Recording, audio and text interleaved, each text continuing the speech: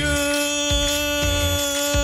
morning, YouTube. Welcome to another edition of Pop the Chart. Ladies and gentlemen, it's the anniversary edition. Yeah, that's right. It's mine and my wife's anniversary. So happy anniversary to my wife today. I have to say that first and foremost.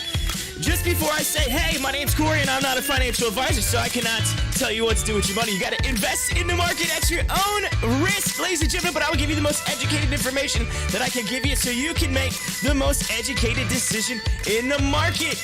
Yo, ladies and gentlemen, we're covering everything from AMC, GameStop, HOFV, BlackBerry. We got BlackBerry earnings later today. I already have that set up and ready to go, so we'll have that for you later this afternoon. Also, we got everything from Safari, Cost, HOFV, DLPN, CIDM, CSCW, WiseKey, HCMC, you name it, ship. We got all the cryptos, ladies and gentlemen. We got Bitcoin, Ethereum, Litecoin, Doge, BNB, Hex, Shiba Inu. We got Cherish Token, Fang Token, SAFEMOON, Gold Farm. We got it all for you. Hit that like button, hit that subscribe button. Come on in, ladies and gentlemen. Hit up that live chat. Brian, good morning. ORPH, we have that too as well. We got it for you. We got it all right here, ladies and gentlemen, on Pop the Chart. Whoop, whoop, whoop, whoop, whoop. Yes, we do. It's a little over 3 minutes until market open, and it's going to be a wild and crazy day. I know y'all missed me yesterday. I know you were missing me. You were probably like, wait a minute. Where's Corey? Why is he not streaming? What's going on? Everything okay? Yeah, no, everything was all right. I just we had a little bit of an issue with the daycare babysitting. They had an emergency, something going on, so I had to take care of my daughter yesterday. So we had Daddy-Daughter Day yesterday, so I didn't get a chance to really do the stream. It would have been kind of hard for me to do that and have her at the same time. So had to take a day off yesterday. It is what it is. It happens. You know, you never know. You never know. Family first, right? Family first. But yo, AMC. So I'm gonna go ahead and get into it a little bit here as we're like 2.5 minutes away from market open. AMC falling right along that trend line yesterday. It popped a little bit above the 58 mark, went up there, tried to hit up there over 60 there yesterday. It didn't kind of come back down and flatten back out. It's been flat ever since, but it's still riding right along that trend line. Expecting maybe a jump today on this Thursday before we get into tomorrow. So I'd like to see this go up there and go right into this channel. I expect a little bit of a run on AMC based on what I'm seeing. However, there is not a lot of volume today, so that's the only thing that's kind of scaring me a little bit there. But we'll see when the market opens if the volume comes in, and we'll check on that. But anyway, Brian says, I'm docking a day's pay from you. You're docking a day's pay. Hey, it's okay. I'll take it. I'll take it, all right? I'll take it.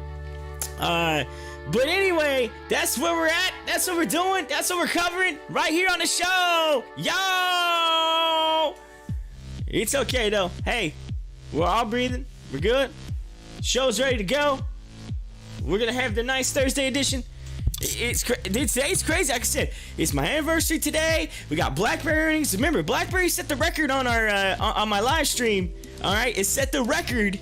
And so I'm hoping maybe we win some viewers today with the BlackBerry earnings. So I'm hoping. I'm still trying to grow the channel.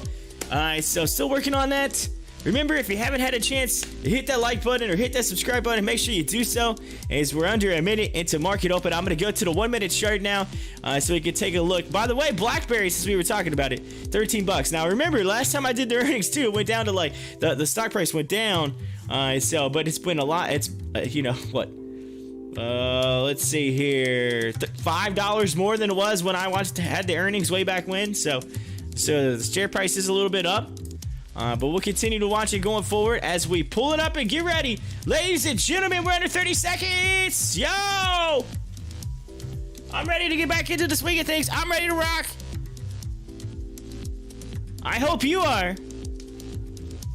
All right, let's do it. Let's get into that countdown. And 10, 9, 8, 7, 6, 5, 4, 3, 2, 1.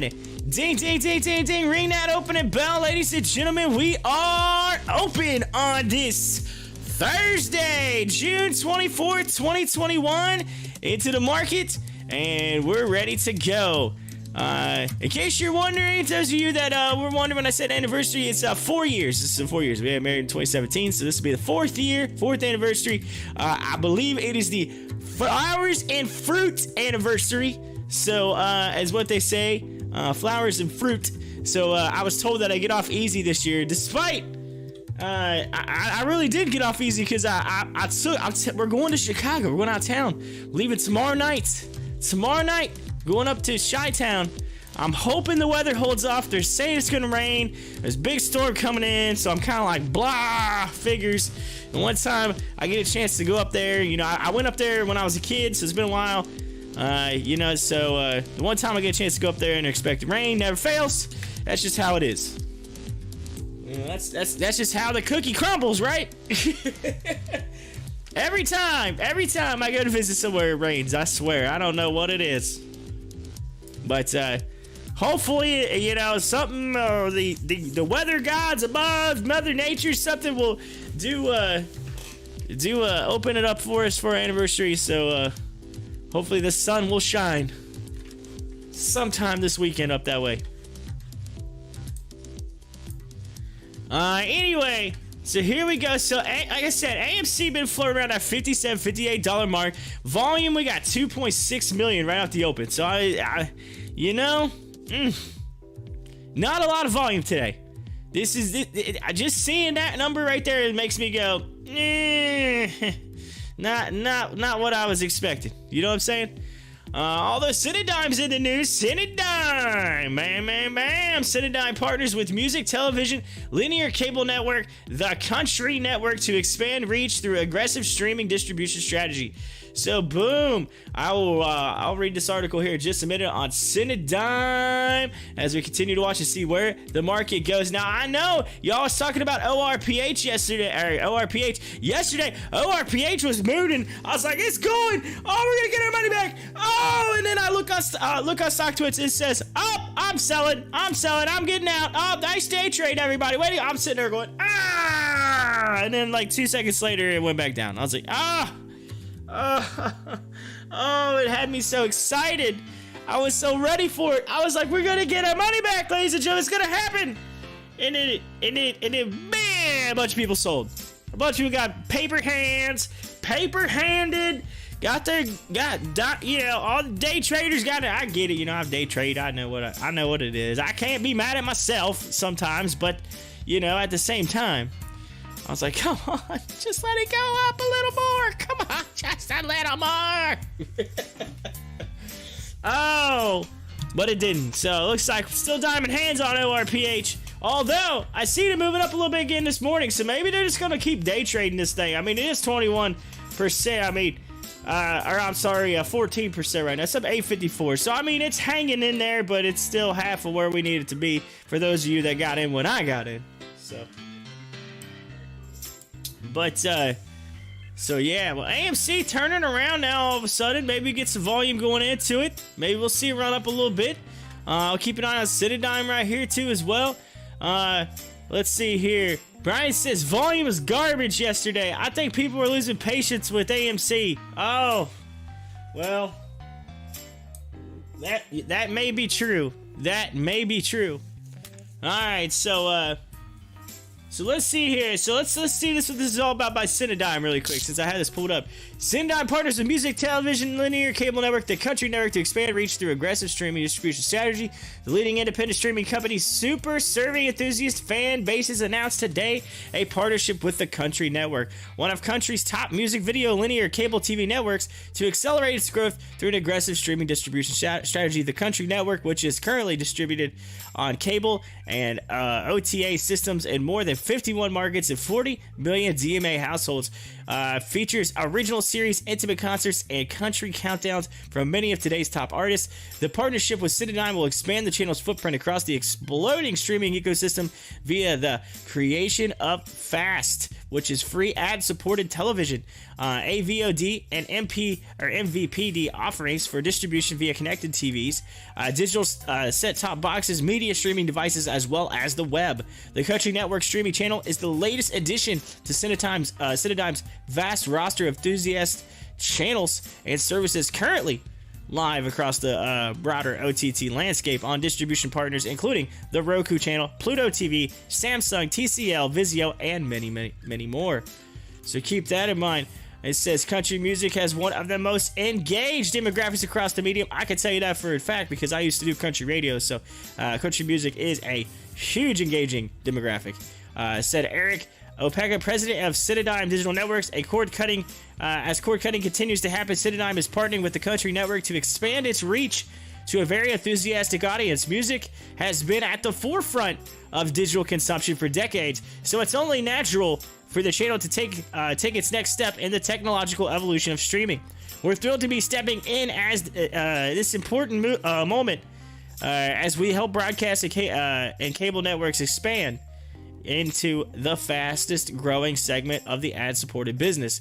We are excited to partner with such an innovative streaming company as CIDM, said Tim Eaton, president and CEO of the Country Network. Following the footsteps of CIDM's history with quality entertainment, TCN takes pride in high quality of our content. We record our original shows in 4K and sweeten all the music for a dynamic customer experience. Working with an industry leader like CIDM places TCN in a position to expand the family of viewers while delivering a high-quality entertainment network. Fans of country music are the highest consuming per capita demographic, with consumers listening to nearly an hour more of music every day. The versatility of streaming has allowed the Country Network to break away from traditional country music markets and has found fan bases across the country, including major metropolitan areas like Los Angeles and New York. With increasing popularity, the Country Network has been able to cultivate new original programming while continuing to delight fans with hours of country music daily. The Country Network has a very loyal, enthusiastic audience that spends 3.6 hours on average per session watching the network.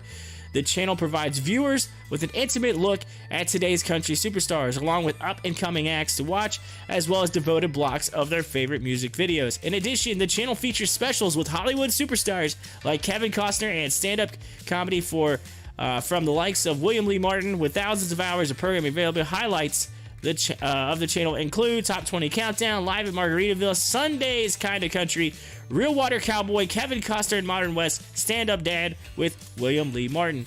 An innovator in digital transformation of the entertainment industry for more than 2 decades, the deal continues CIDM's core mission to entertain in the world by building the world's best portfolio of enthusiast channels and services for the streaming generation. Though a diverse mix of premium SVOD services and a dedicated AVOD and fast channel, CIDM streaming portfolio reaches indie film, Fandor, Horror, Screambox, and Bloody Disgusting, and Family Entertainment Dove channel, as well as dedicated channels for iconic entertainers led by Bob Ross, which is the Bob Ross channel.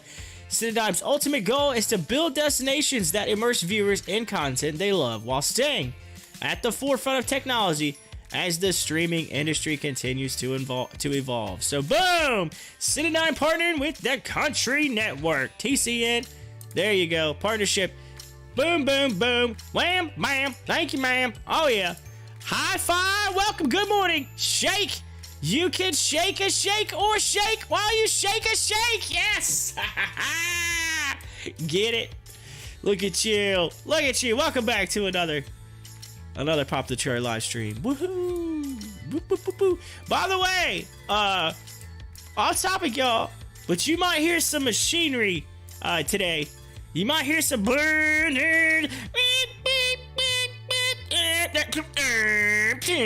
you know, that kind of stuff. You know, it's about the, yeah.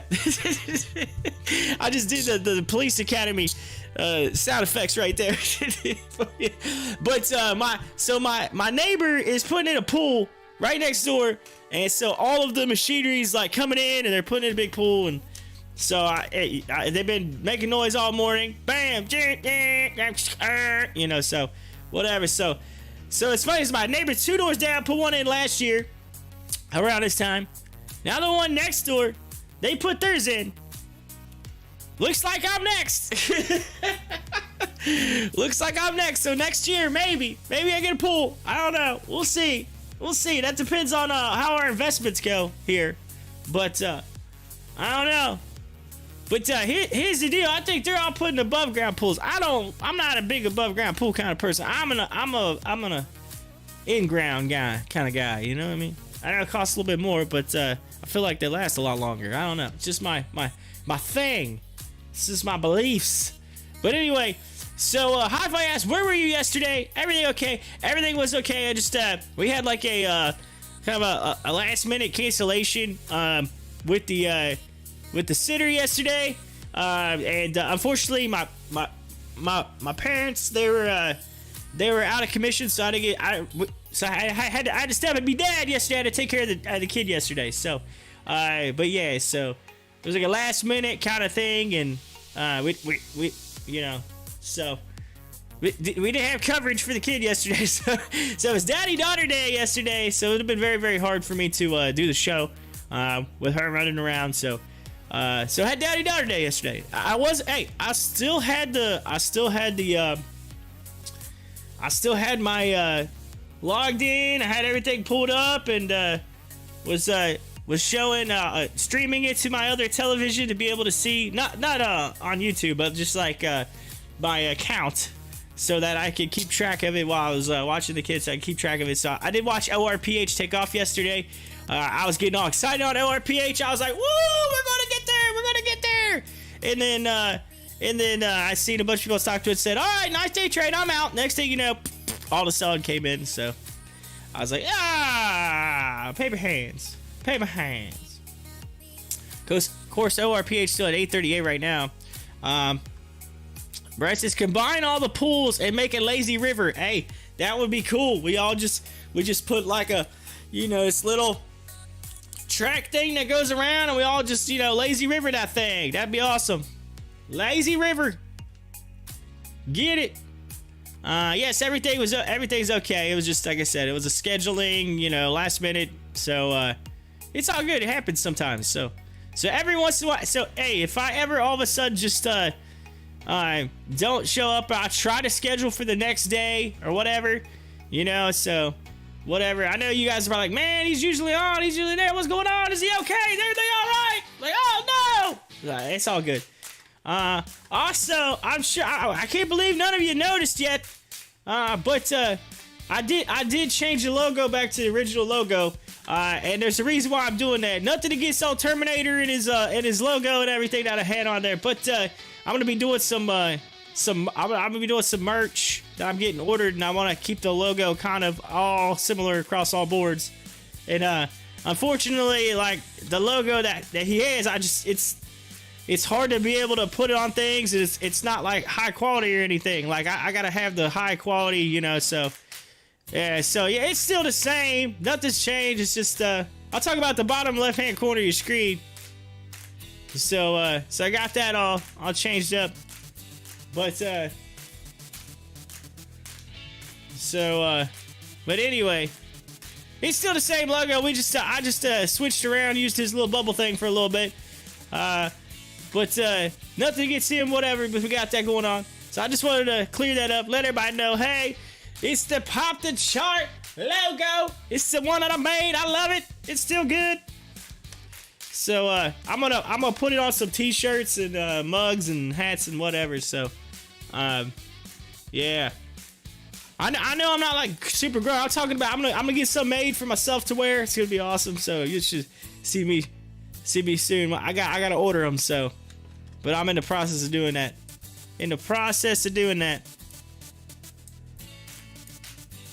I got some stuff in the woodworks, ladies and gentlemen. It's just in the behind the scenes. You just can't see it yet. You can't see it, but it's happening. When it's all finished and everything, you're gonna be like, oh man. Plus, trust me, I wasn't trying to keep it stale. Rebecca said, I don't even remember the other logo. Oh. Well, there you go. That's the Pop the Chart. That's the original. That's the one right there. That's the one. It's a little easier to see too. I think that's the reason why I visually.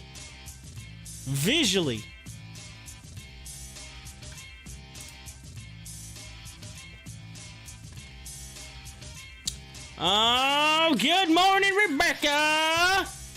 Good morning. Yes, good morning to each and every one of you, by the way. Good morning.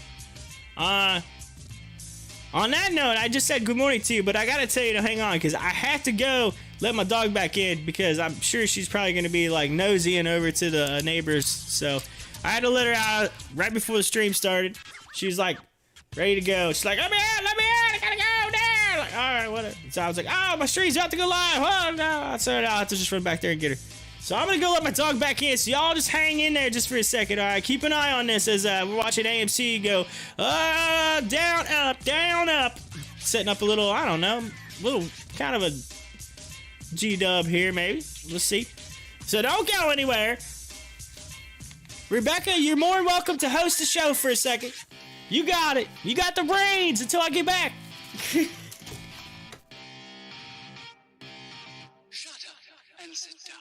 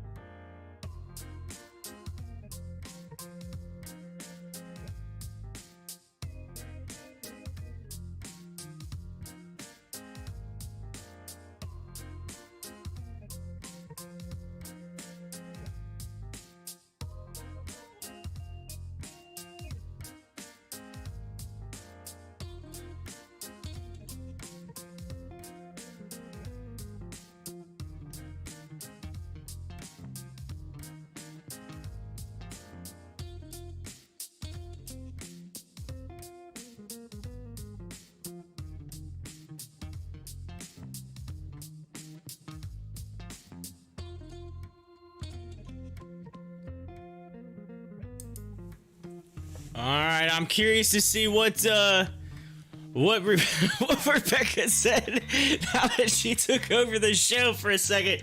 Let's see here. Rebecca put, "Hi, my name is Corey, and I have to let my dog in." I am not a financial advisor. I don't live in Ohio. My neighbors have a pool. Okay, I'll stop. So, Corey, Rebecca, do you really invest real money, or do you just talk about it? Strange question, but yes, real money. So, do you have any stock tips for us today?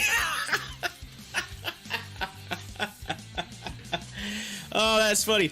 The funny story is, through all that, my dog wouldn't even come in the house. So here's the deal, right?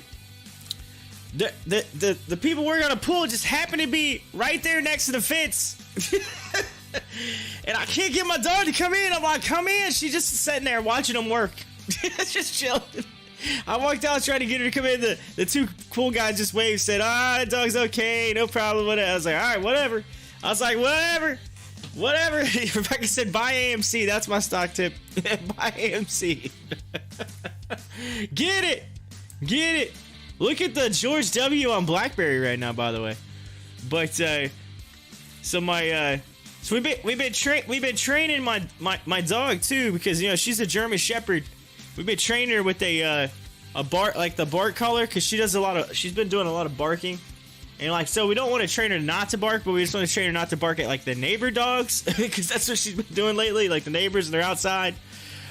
So obviously we take it off of her when she's in the house. So she's like, if someone comes in the house, tries to break in, she'll bark. But she'll know not to do it. She goes outside. She's not bugging people throughout the day. We let her in and out, whatever. Because she's a big dog, and I know sometimes that bark scares people. And she has one heck of a bark, I'm telling you. Rebecca's HOFV, hoping on future value. Yes, yeah, it's still hanging in there, right in that channel, by the way. But so she's learned a little bit. So she's just kind of laying there. She's not barking at him or nothing, just laying there watching him. So it's one of them little training bark collar deals where you just put it on and it just kind of beeps at them, like, and they're just kind of like, whoa, wait, what's that? Wait, what's that? But Jason's in the house. Good morning, gang. How you doing, Jason? Welcome back. Yo, I thought you were gonna get some redemption on ORPH yesterday. I thought you was gonna get some redemption, and then all of a sudden a bunch of day traders just sold it. I was like, it's okay. It's still up a little bit today. Currently looks like it's up 10% today. So I was up 14, so it's went down a little bit, but it's hanging in there. It's in that $8 range. So, we're halfway to getting our money back, y'all. We're halfway to getting our money back.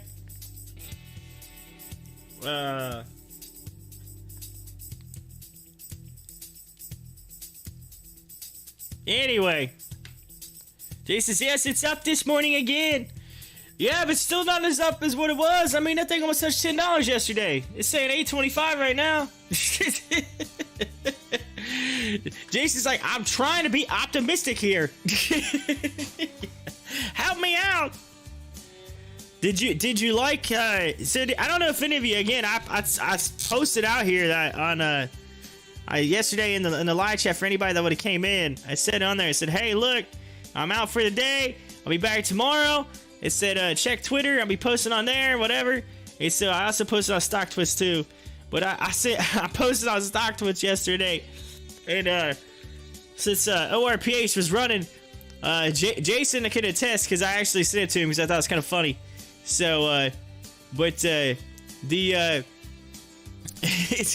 put Mighty, and I put the M, and then I put ORPH tagged, with the cash tag, ORPH, and then I put the dash, and then IN, and then I put Power Rangers, and then I put the GIF as it's morphin' time. So it's like Mighty Morphin' Power Rangers. It's morphin' time. That's what I put on there, and then Jason responded and said, I see what you did there. I see what you did. Ha ha ha! Yeah. All right, so my portfolio is showed green yesterday. It's showing green today. So it looks like we're doing some recovery. Crypto market is kind of a little bit of everywhere. So let's get on to the crypto bubbles. Crypto bubbles, ladies and gentlemen. Let's take a look at them. Let's take a look at the crypto bubbles. Let's update this thing. Let's go. Let's make these bad boys move around. Yeah, look at them bubbles. Look at them bubbles on the chart. According to cryptobubbles.net. Clay looks like it's the big one today, and TRX. So there's the green, and hey, there's a mix of green and red, ladies and gentlemen. It's not all red like we saw the other day. Alright, so it looks like we got Clay, we got TRX, QNT looks like it's doing pretty good, GRT. So 24% though, that's the big one right now. Let's look at Clay. Let's see where it's at as we pull it up. The crypto right here, it's see $1.11. So it went down to 74 cents. Looks like hit back up to 24% on the day. So doing pretty decent right now. Get a little bit of a gain right there on. It's actually Clayton. So KLAYTN, which is with the letters Clay. KLAY. There you go. Boom, boom, boom. TRX. Let's see TRX. It's at 6 cents, 6.5 cents, up 15% on the day. Tron is actually what that is. Tron. There you go. Boom, boom, boom. Take a look. Again, these are the top 100. So again, this changes all the time. So if something falls in and out of the 100, it'll update in here. So there you go. As for volume, look at the 24-hour volume. Volume, USDT, Bitcoin, Ethereum, obviously always big. Doge got 4.58 billion of volume right now. So there you go. There's a little update on the volume side of things. Back to the regular performance chart. Back to the day chart. This is we're gonna go ahead and go back to the regular chart. Pull off the bubbles, ladies and gentlemen. Thank you to the bubbles for coming on the show again. Thank you for being part of the show, Bubbles. All right. AMC, I got to pull it up here. It's kind of pulling down. 56.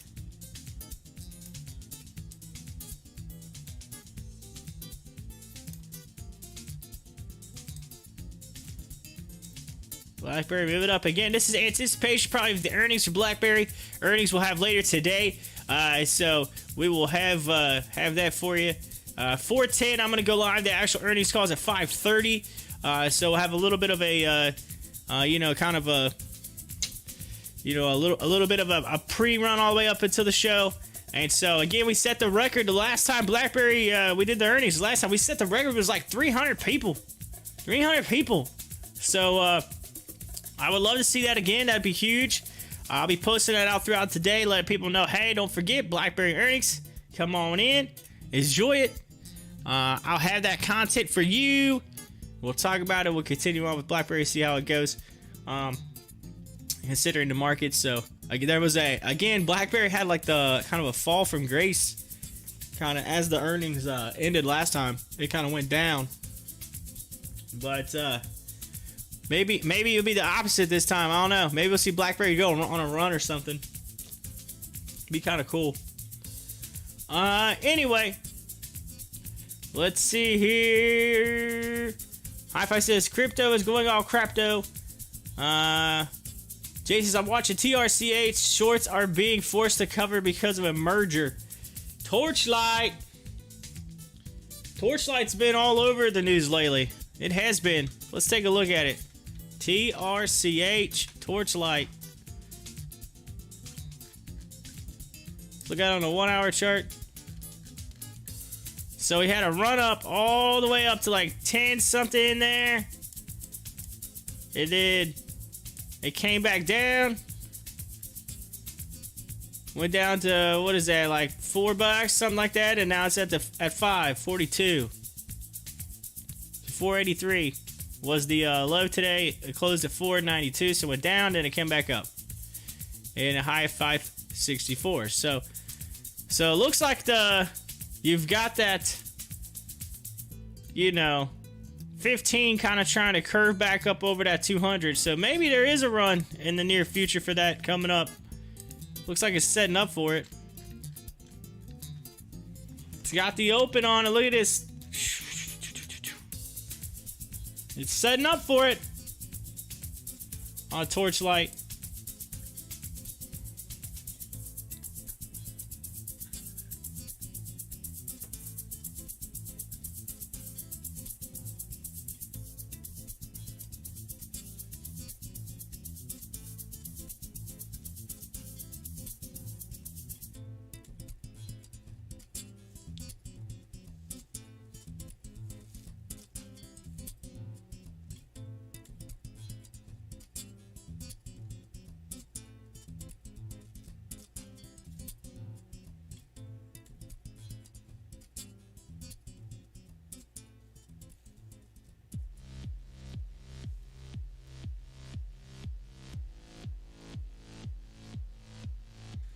Looks like Roku's getting a price target raise. It's 421. They raised the target to 485.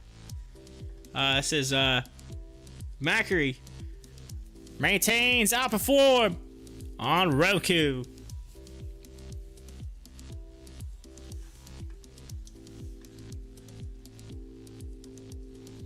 Looking like the big dog daddy so far today is MRIN, which is up 65% right now. Let's take a look at MRIN. Marin software. Look at it on the 1 hour. Yeah, look at that. So, looks like it's pulling back a little bit, but maybe setting up for another little push up. We'll have to see on that.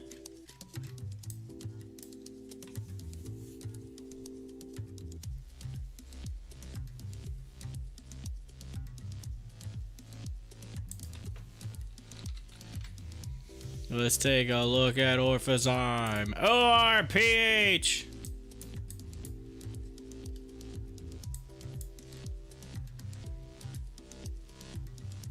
Yeah, I gotta admit, I got a little excited yesterday on ORPH. I was sitting there watching the TV as I take care of my daughter. I was like, oh man, oh, it's moving, it's moving, it's moving. Oh yeah. I might have even done a little bit of a dance. I'm like, ah, la la la la la. Oh, Terminator, what up? What up? How you doing? Welcome back to the show.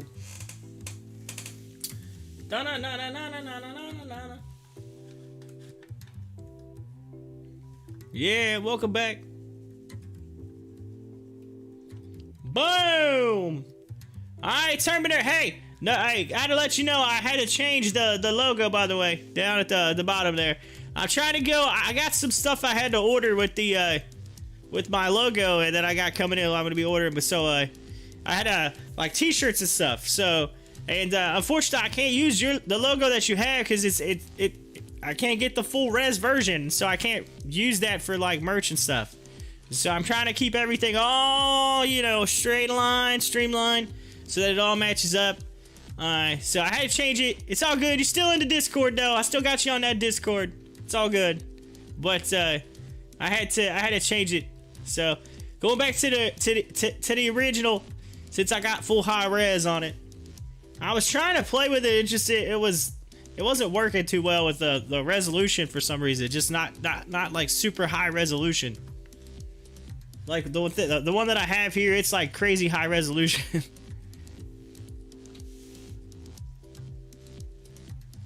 Harder to print, I guess you would say. Harder to print.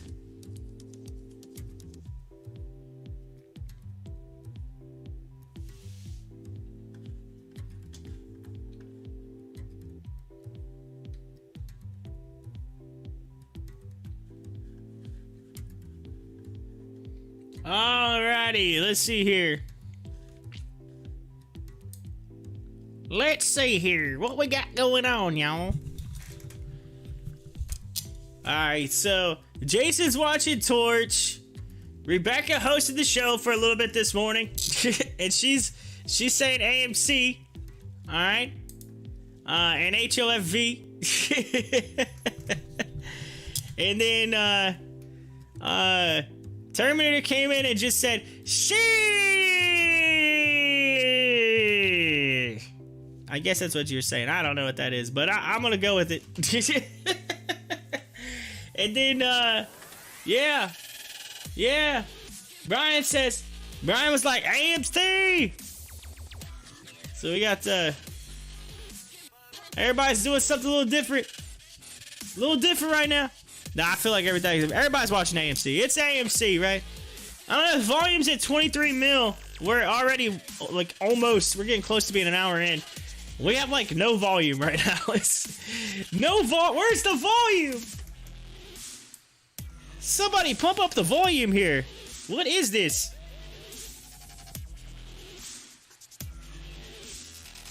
Yo, Torchlight is moving. Oh, that is not what the Torchlight. It's moving. Oh, ho, ho, ho. Da, da, da, da, da, da, da.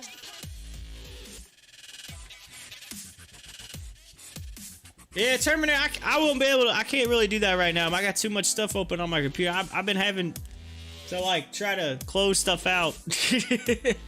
And I got too much on my computer right now, Terminator. Too much.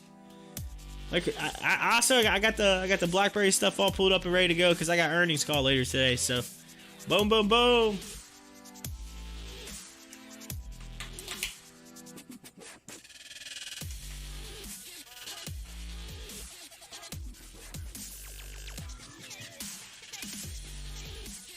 By the way, I may be taking a slightly extended lunch break today because I have to. I gotta go pick something up for the wife today for our anniversary. So just FYI, future reference, the lunch break might be a little longer than normal. Just depends on how long it takes me to go there and get back. So FYI. Do you see Bitcoin? Did you see Bitcoin touch 29K? It actually touched 28, but yes, I did see that.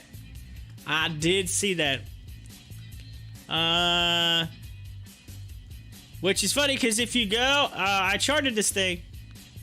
I charted it. You can see what I'm talking about right here. I said I'd like to see it hit right here. Bounce up and continue up out of this channel. And guess what? That's what it did. Got up out of that channel and started to kind of go a little bit sideways here. This is on a day chart. But it did, and if you go to the 1 hour, you can see it even better. You can see now, look at this. This was my channel, and I said, hey, if it breaks that line, that's a support line. If it breaks it, it could continue down to here. But I'd like to see it bounce off of it, continue up. And here's the deal, I said, watch it. I'd like to see it bounce through this line. It followed right down through it, and then finally got the pop up over it, and now it's trying to run past it. And it's G-dubbing like it's going to set up to run. So ideally, you're setting up to try to go back up to 40. So I think that was just, you know, it's just that bounce off of that 28 just shows how strong that level is. If this thing tends to turn back around and come back, it might bounce off it again. But for the most part, it's back up to where it needs to head towards that direction. So there you go. There you go. Yes. Yes. G-dub. George W. Formation. You are right with that. So, boom, boom. Wham, bam. Right up out of that channel.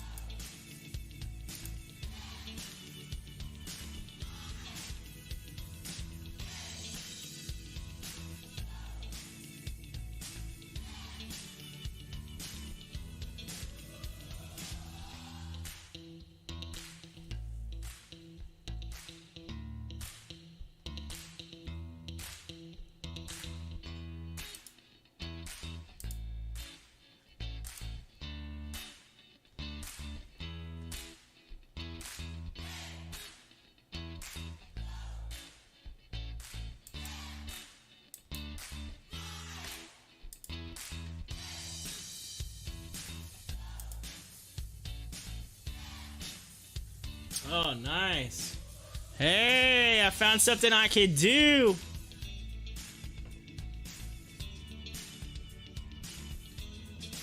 Nice. Oh, yeah. So they got I guess the annual meeting was yesterday on BlackBerry. And so I can actually play. So it was 48 minutes. So what I could do is right at 4:10, I could do the get the people in there, play the annual meeting, and as soon as it finishes, it'll give us another like 30 minutes or so until about 30 minutes until the actual call. So that'll work perfect. I can go on, I can introduce it, bam, hit the block, get into the general meeting, pull up the earnings or whatever, and then play that for people to be able to like listen in, and then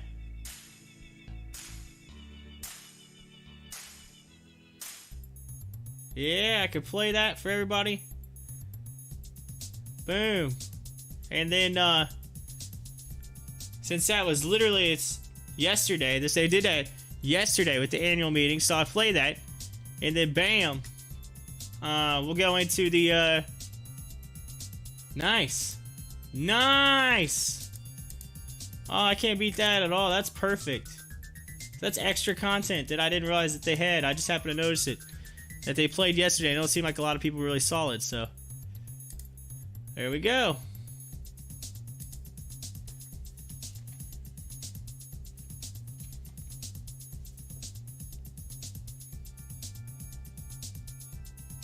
DBGI got halted on a circuit breaker.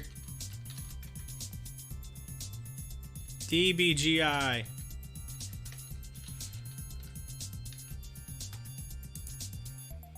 Look at that thing. Halted. DBGI. ORPH in the news. Orphazyme. U.S. Patent and Trademark Office abstract for companies. Heat shock proteins and cholesterol homeostasis. What's going on? What is this?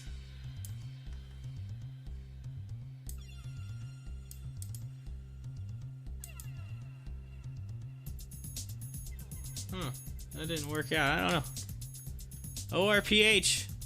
It should something with a patent. It's like a link to a patent.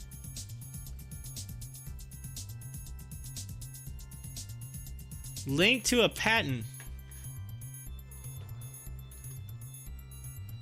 Uh-oh. Jason! There's something going on with the ORPH. What is it? What is it?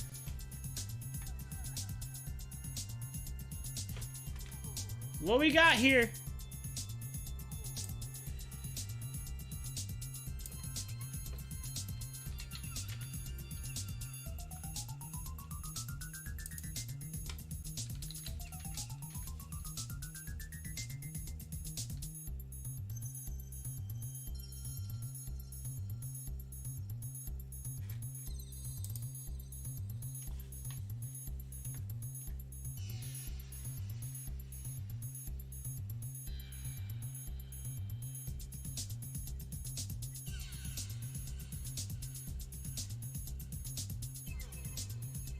Someone's asking, what's the patent news all about?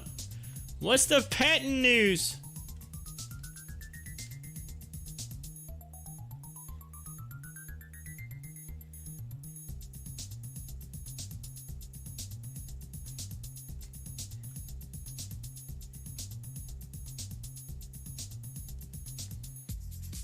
Oh, man. I think ORPH is starting to run all of a sudden. I'm going to look at it over here really quick, since we were looking at that.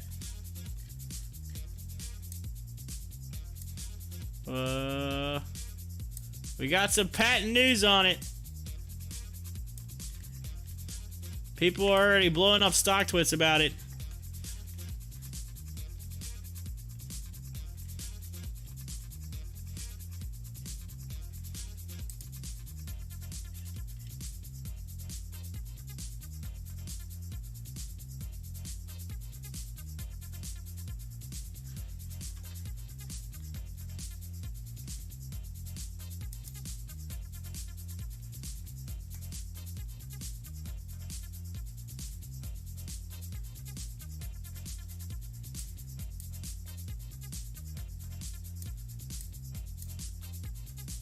One thing about it though,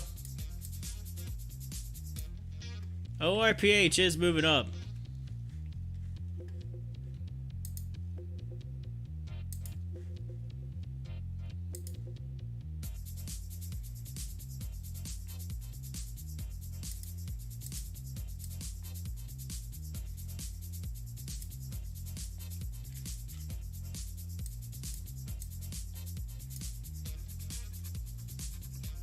Current trend line. Granted, it looks like it's below it here, but it's a kind of. But then you go to the 1 hour chart, it looks like it's right underneath it.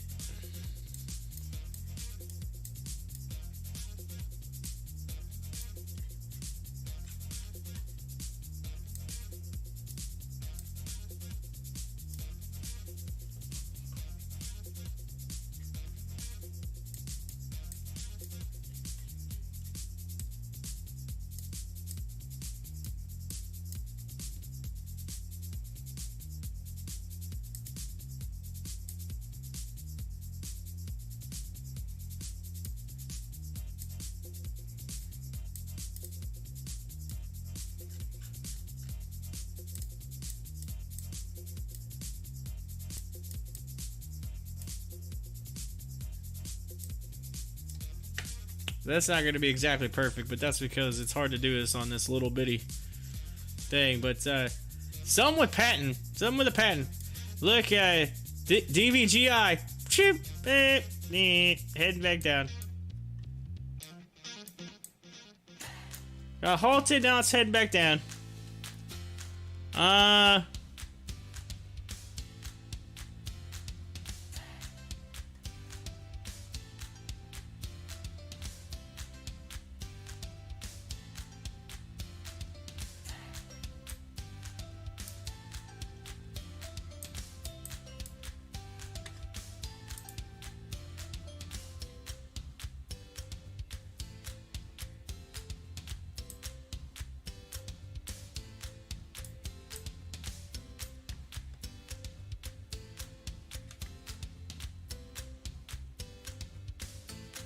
Carnival Cruise Line shares are trading lower after the company provided a Q2 business update. The company reported a Q2 adjusted net loss of $2 billion. But of course, again, gotta look at it this way. The cruise line industry's kind of been down anyway, so.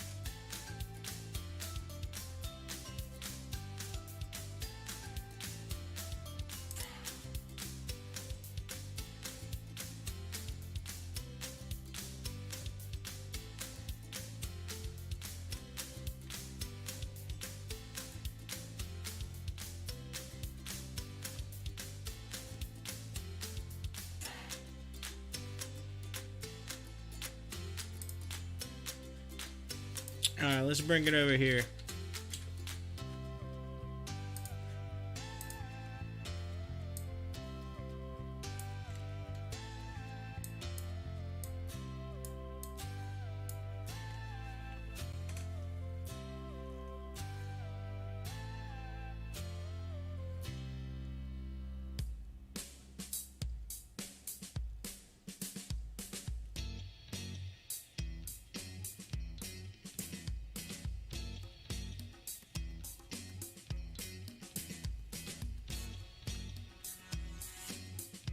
Alright, let's see here. Wi-Fi says, OMG, OMG, OMG, OMG, Krispy Kreme is having an IPO on July 1st. D-Nut! Yo, D-Nut! I'm excited about it. D-Nut! July 1st. Boom! That's a week from today. That's 1 week from today. So next Thursday. Jay says, sorry, had to step away. HVAC people were here. Oh, you got your... They're gonna fix your HVAC finally. Nice. They're probably in the background. Like, oh man, they just heard you. Sorry. You're like, you've been dealing. I know you've been dealing with it. It's been hot. Jason's been frying like a hot diggity dog.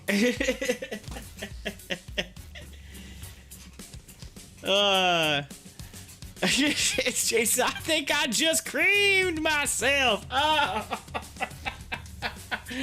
You got all excited for the D-Nut. Alright,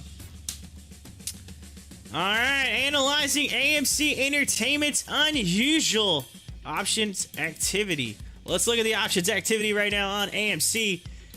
Currently, it says on Thursday, shares of AMC Entertainment saw unusual options activity after the option alert. The stock price moved down to $57.47. They're saying it's a bearish sentiment on the sweep. There's calls. Strike price $57 at volume of 2,831 with open interest of 3,897. So anyway, that's so they're basically saying bearish right now. Again, it's mainly because there's not a lot of volume into it. I think that's what it is. It's not like what it was last week, so they're gonna say it's bearish, whatever. But it's here's the thing. It's just volume. There's no volume, and we had the same thing. We had the same thing happen the last time. AMC, so no volume. Look at this, 30 mil. So 30 mil. Same thing happened last time AMC ran. You had a little period for probably a good close to almost a month where it just kind of volume kind of fell off, and then all of a sudden they turned it back on. Then we had another wave. It comes in waves.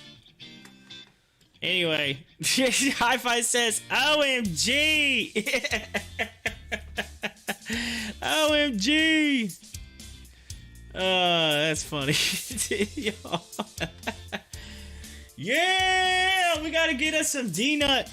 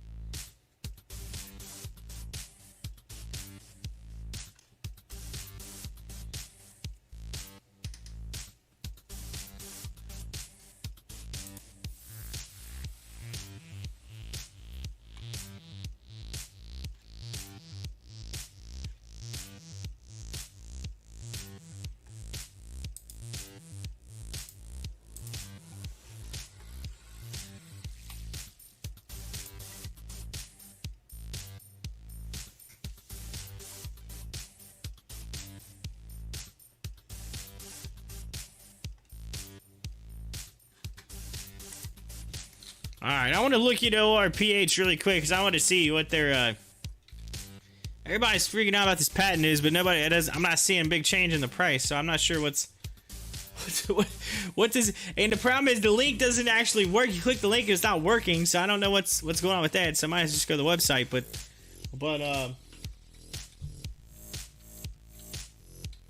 I want to look at Fintel really quick and see what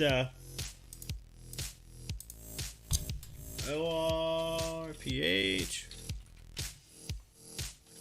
Fentel showing 350,000 short shares available at 118.66% short borrow fee rate. So the short borrow rate actually went up. I mean, it's still down from what it was last week, but it's up from what it was when I looked the other day. So 118%, so it's rising. Again, I think that it will happen even more as this continues to go up. So as the stock price continues to move, you'll see that High Five posting the donuts all over the place. Krispy Kreme.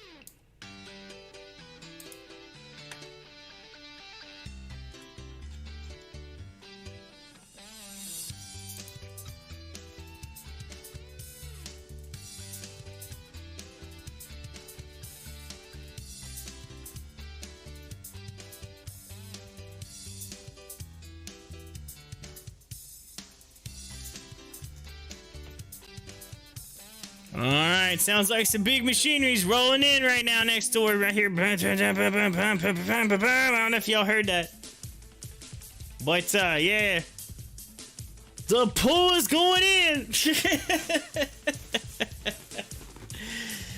The pull's going in.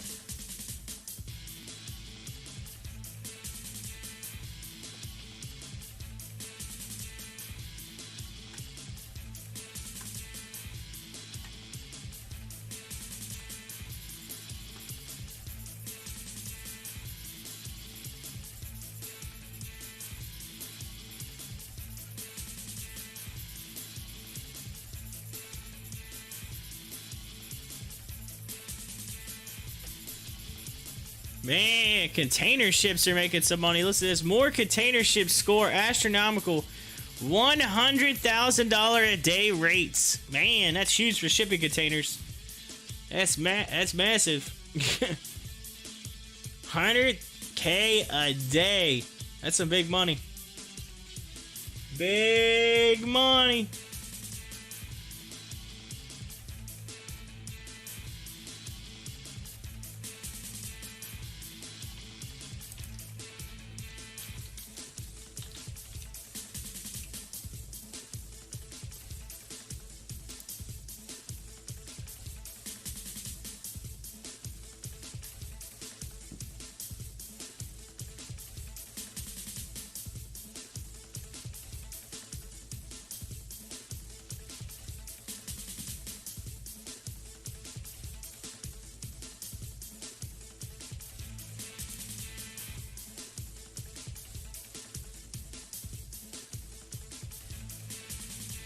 Alright, so I got an article. This is as of the other day, really. I guess I had a chance to read this, but 'cause I just wanted to check and see where the where we're at on the Ohio sports betting. bill here.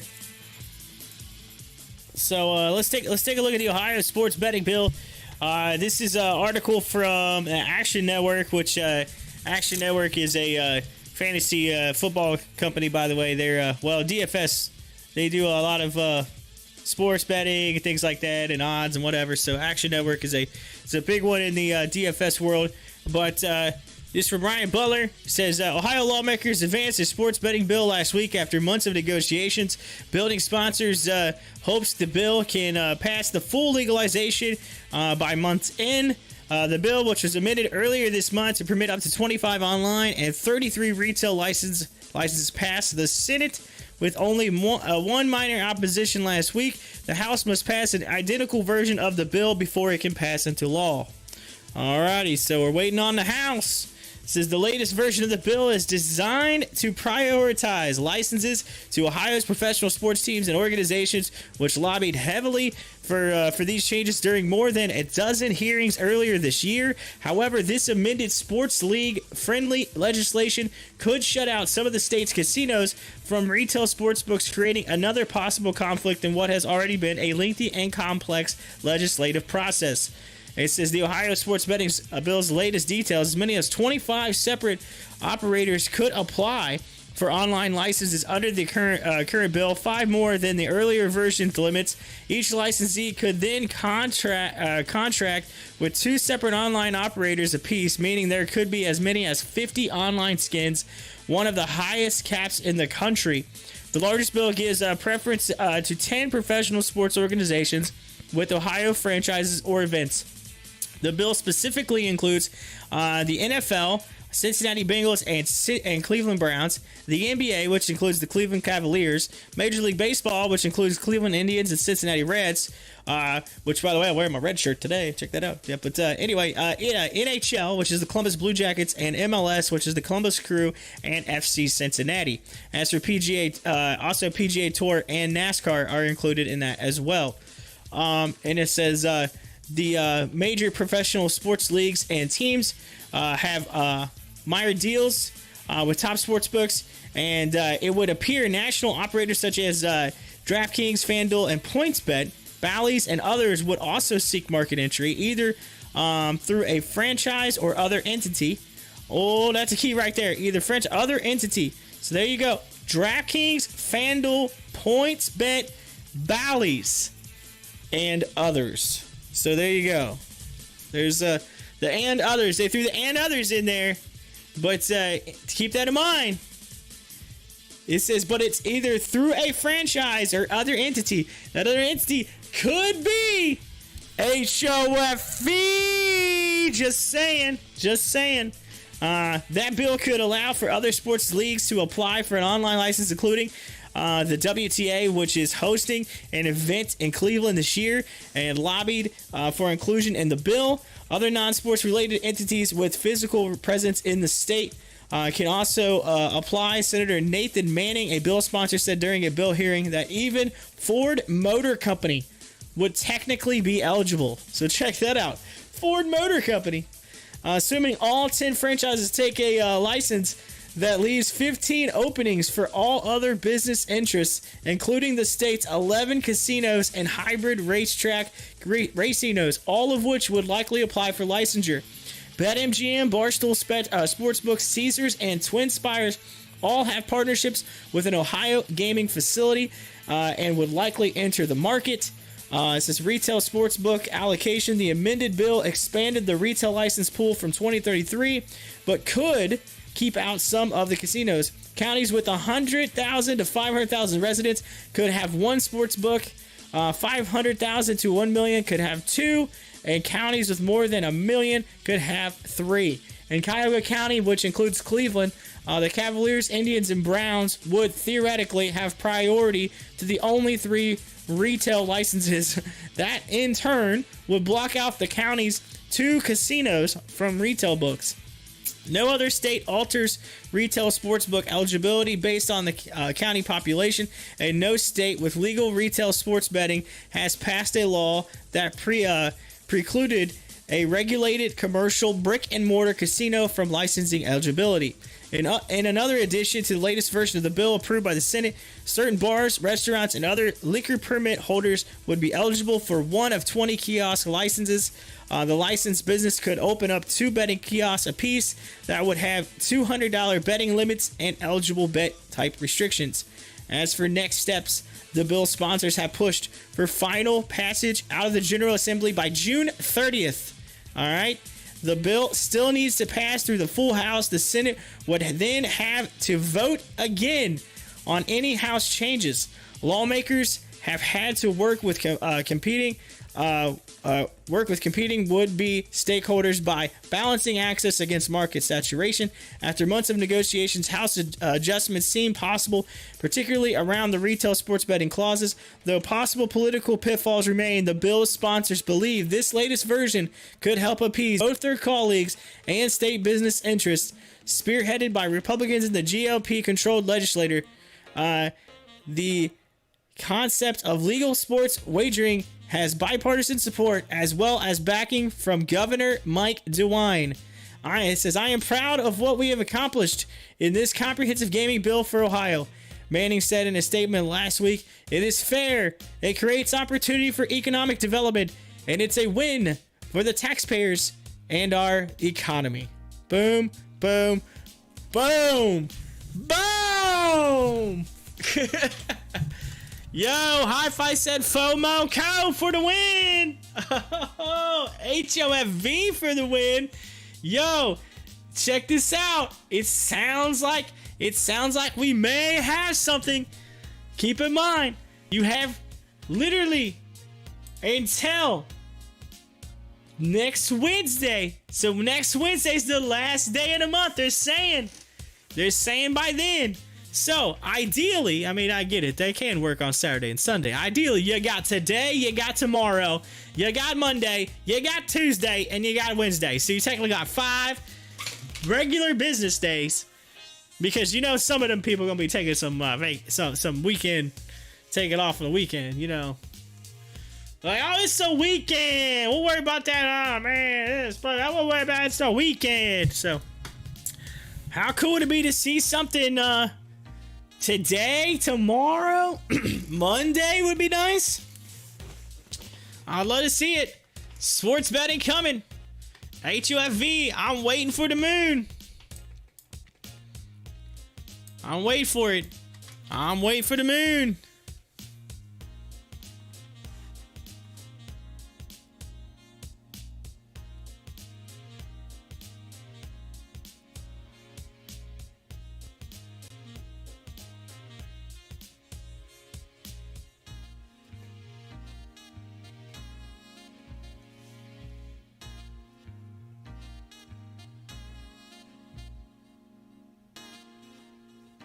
Mm-hmm.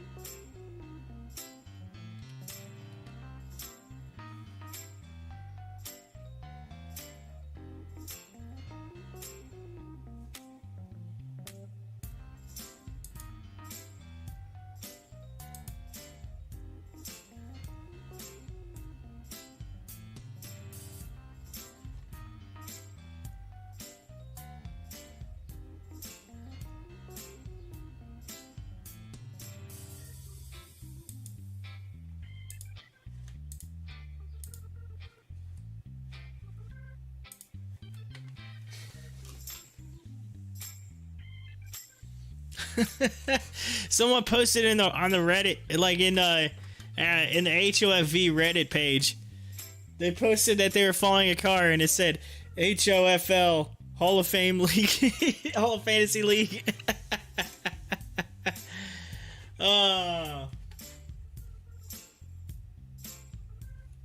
It said like HOFL 01 or something like that.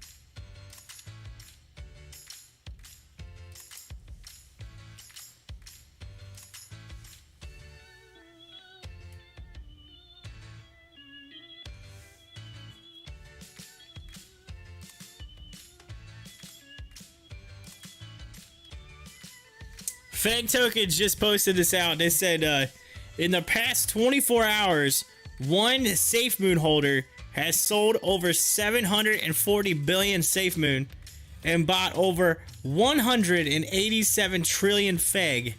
This says, thank you for your vote of confidence, new FEG holder, and welcome to the family. FEGX version 2.0 will soon bless all of you. Hashtag FEG Army. Ooh. Oh, look at that.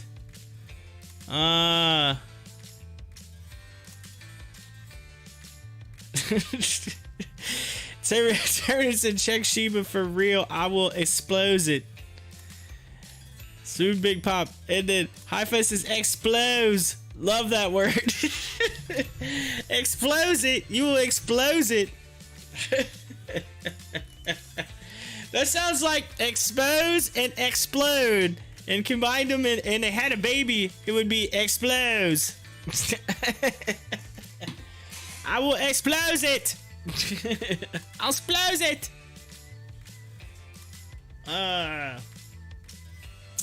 Shiba news on your screen there. It's right on your screen. I don't need to check it. It's right there. You can literally see it. It's down 2%.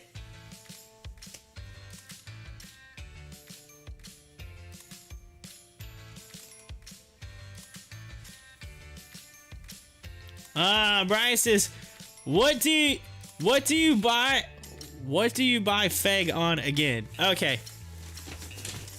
So you have the chance you can buy it on as I try to get comfortable here. I didn't even move around here. But so you buy FEG. You have several different options. You could get it through PancakeSwap or Uniswap. Currently, you could. So do you have Android or do you have iPhone? Because here's the deal. Like if you do it with an iPhone, it's a little bit harder now because Trust Wallet makes it harder. But you could use Trust Wallet or you could use MetaMask. MetaMask is probably the easiest right now. MetaMask, they still have their browser function built into them, so you can still get it. So this is what platform? What platform? You got Android. Okay. Well, Android probably you can do Trust Wallet if you got Android. The Trust Wallet, I like the Trust Wallet. I think it's really nice the way it's set up. But Trust Wallet, if you go through there, you can go through the browser function. The browser function you can add. There's this video shows you how to do it. But you go to Trust Wallet, and then you basically what happens is you gotta buy you some what they call BNB. So you buy the Binance Smart Chain version. So there's BNB, and then there's Binance Smart Chain. So you're actually gonna get the Binance Smart Chain. You're gonna purchase that, which is also BNB. It's the same price as BNB. It's just allowing you to use it on like the internet browser function to be able to buy things. So you take that and you basically swap the BNB, and you swap it for FEG, and then you just hold on to FEG. Can I buy using a computer? Yes, you can. I have not done it yet, but you can log in. There's a Wallet Connects function I think you can download, or an app. There's actually, I believe, an app that you can download on your computer that allows you to do that. I haven't personally done it yet with the computer to set it up to tell you, so I can't exactly tell you. I've done it all by my phone because it's just right there. It's handy. It's right in my hand. So, but so you're gonna need a wallet function regardless. So I think MetaMask allows you to. There's a MetaMask, I believe, is probably the better way to do it with your computer, because they have an app that you can add to you. Trust Wallet may have one. I don't know. Okay, don't quote me on that. I can look. Let me see. Trust Wallet.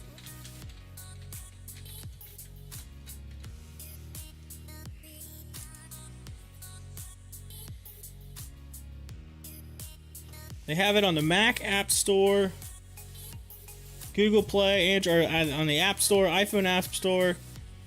So the Apple App Store, I guess you say, but the Google Play also, they got an APK on Android. Yeah, Trust Wallet's really built more for your phone. But MetaMask, I believe, allows you to do it on the computer. Yes, because there's like a Google Chrome extension that you add to your computer. So you can and you can use MetaMask on your phone as well, so that you can connect those two. You'll have it set up for your computer and for your phone. So I would say if you're going to do it on the computer, do MetaMask. MetaMask right now just seems to be the easier route, just because Trust Wallet kind of got jacked up by Apple. So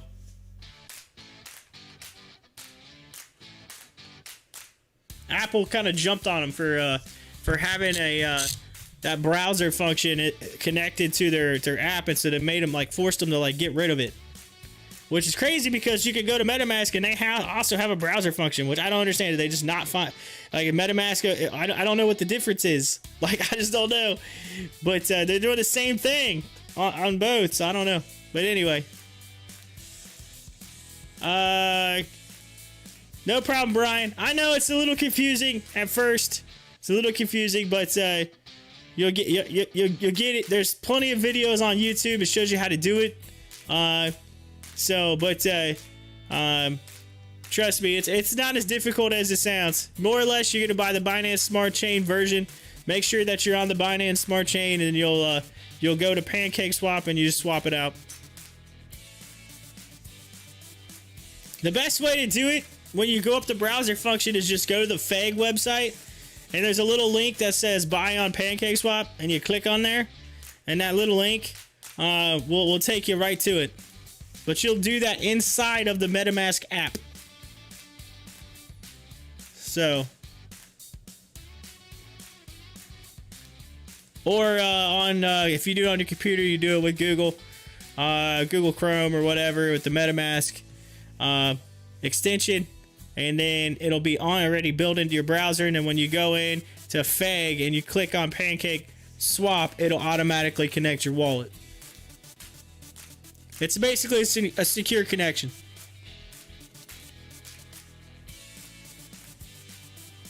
Also, when you sign up, just a little tip: when you sign up for MetaMask, Trust Wallet, or anything, they're gonna give you a bunch of words. It's basically kind of like a password. They give that to you one time. You have one time to save that. Do not lose that. Do not lose that, because if you ever lose that, you will not be able to get back into your wallet. That is, the other thing is, it's a one-time login. You log in one time, and then if you ever like just delete the app or whatever and try to go back into the app, you'll have to use those same words to log back in the same order that they give you. And it's quite a few words, so keep that in mind. So I would, write it down. Don't store it on your phone because someone could hack you. So just I would say write it down, put it somewhere where you know you're never gonna lose it. Maybe write it in multiple places where only you know where they're at. Store it in your wall, store it in your ceiling, do something. That is your key to all your finances. You lose that, you're done.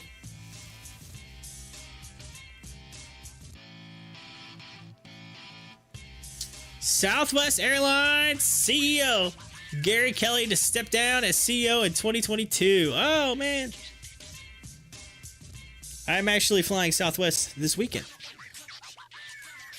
Southwest.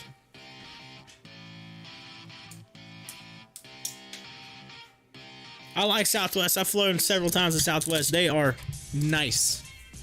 I have knock on wood, I've yet to have a bad experience on Southwest. I think they're really good. They're really good at what they do. Super nice. They just, I don't know. Like, I've yet to have a bad experience. Everybody just is so nice on Southwest.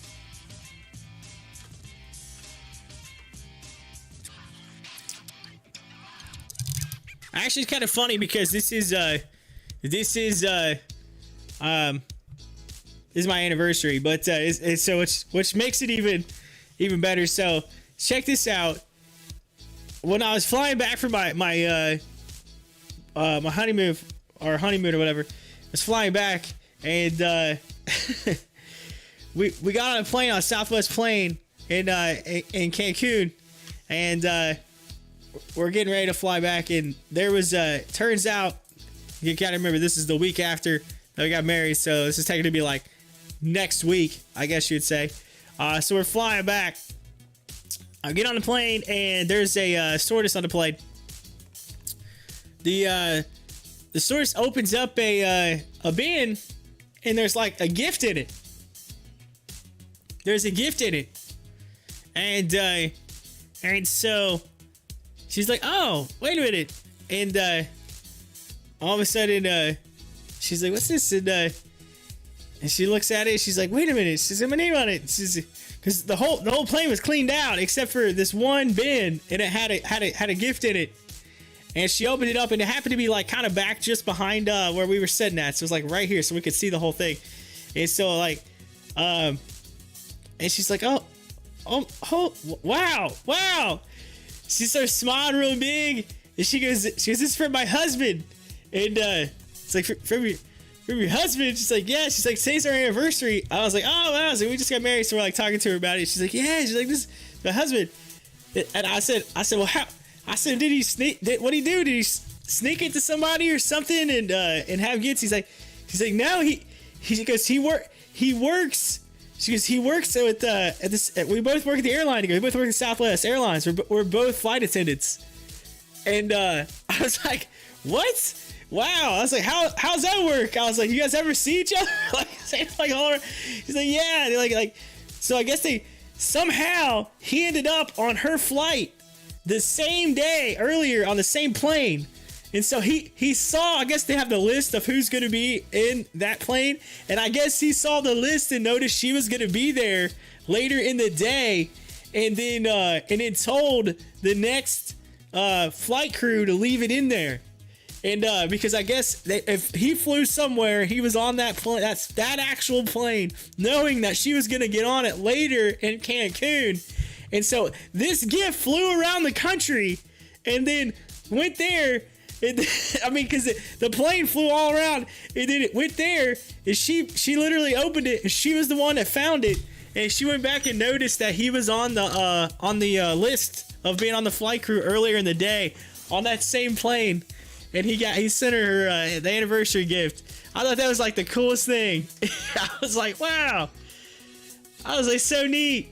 She got some special gift or whatever. I can't remember what it was, but kind of funny, but super special.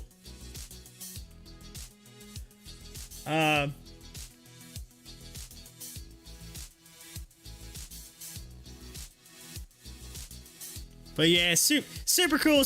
I just thought that was neat. I'm just thinking, how in the world, like, y'all fly all over the place all the time? Like, do you ever see each other? It's like, look at HOFV moving up nicely today, up 4% already, heading back up.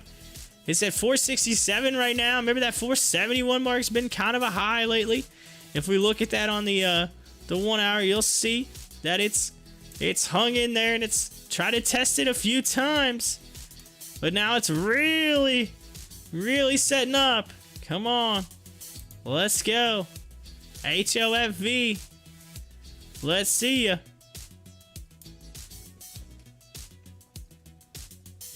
Let's see here. Brian said, I'm gonna put the next to the guns in the safe. Just kidding, I don't have a safe. Ah!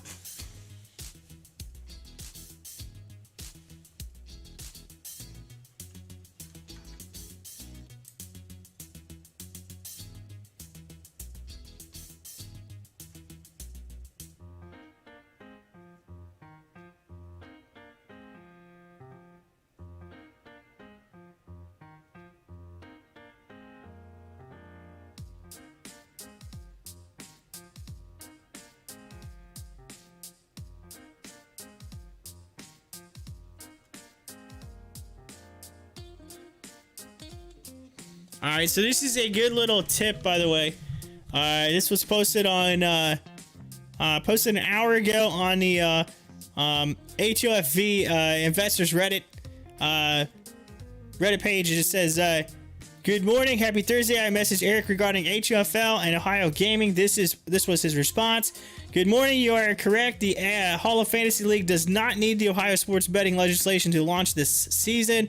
The sports betting component of HOFL would allow users to bet on the fantasy game's outcomes in states where sports betting is legal. The deal with Stake Kings allows fantasy players to stake teams, which is considered different than sports betting. So keep that in mind." So boom, boom, boom. That's epic. Epic.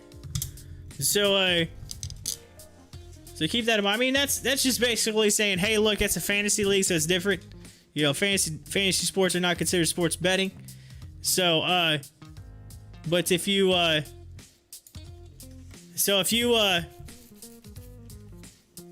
you want to do some, but here's the other thing. If the sports betting goes through, you will be able to do that in Ohio, and also they'd have the chance to possibly put the facility up there in Canton, which would make some big money for the Hall of Fame Village. Yes, the Hall of Fame Resort and Entertainment Company. Boom, boom, boom.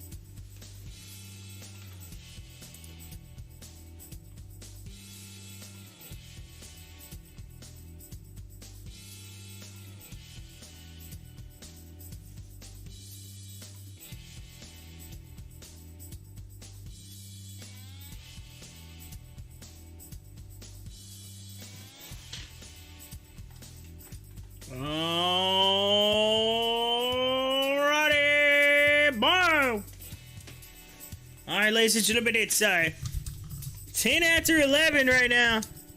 And looks like AMC currently sitting down 3.84% down to 56 bucks. We got GameStop currently at 218 bucks even, down 0.61%. It's moving down. HOFV moving up 3.79%. Looking good at $4.66.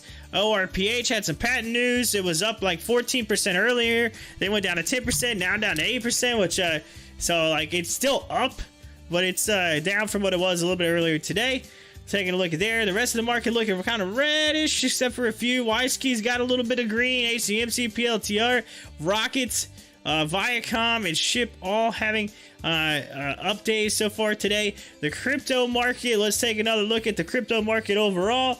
We'll get a look at it with the crypto bubbles. Crypto bubbles coming at you. Did they come on there? Should have come on the screen there. I don't know what's going on. Did it come on? Crypto bubbles, where are you at?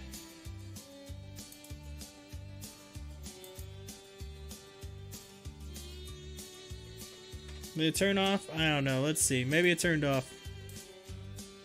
There it is. Ah!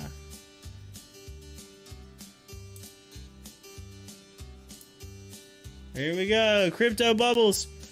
Taking a look at it. Looks like Clay still doing really well. 24.7% up today. TRX up 16.8% today. As we continue to look forward, let's see here. We got FIL, so Phil up 5.3%, EOS up 4%, CR up 4%. Let's see, GRT's up 5%, HBAR up 6.5%, and again HNT 7.8%, QNT's up 11%, 11% on QNT, 8.9% on BTG. So we're looking at all these different looks like which we were following Shiba Inu currently sitting there, and it's actually down 0.9% today. So Shiba Inu is down. But you can see the whole setup for this whole entire market based off the crypto bubbles. So crypto bubbles giving you the outlook of the market. Got a lot of green, a lot more green than we had the other day when everything was pretty much red.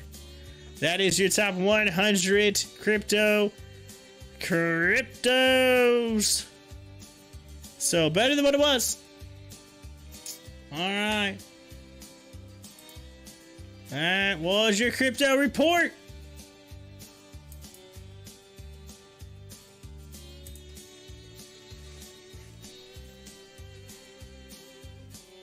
Orphazyme going down. ORPH moving down. Took a hit.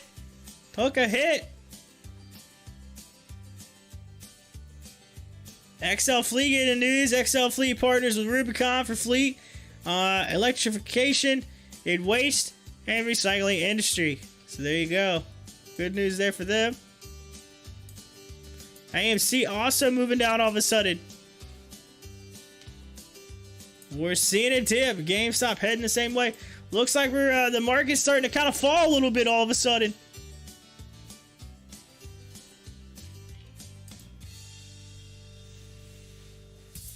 Let's see here. All right, Republican U.S. Senate Leader Mitch McConnell has not yet made a decision on whether to support the bipartisan infrastructure proposal. They're still, I guess, thinking about it. Trying to decide whether or not to support it.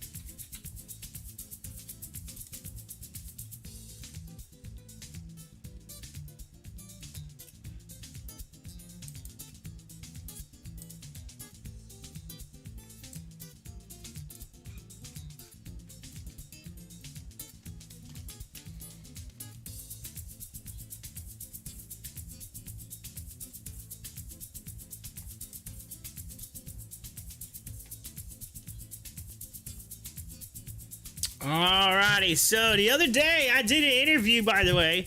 For those of you that may have seen it, may have missed it, I did an interview with Diamond Balls, which is a, I know some of you are probably like, Diamond Balls, what are you talking?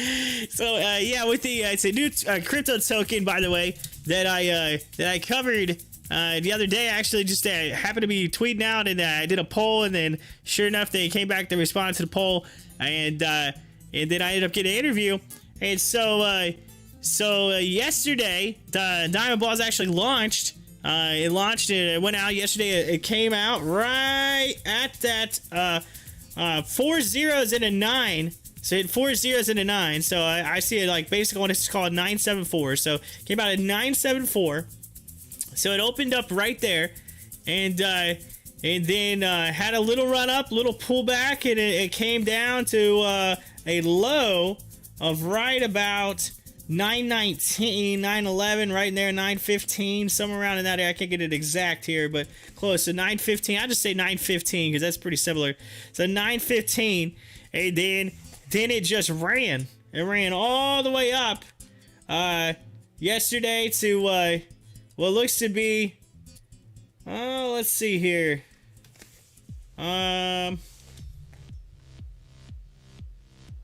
So 2,700.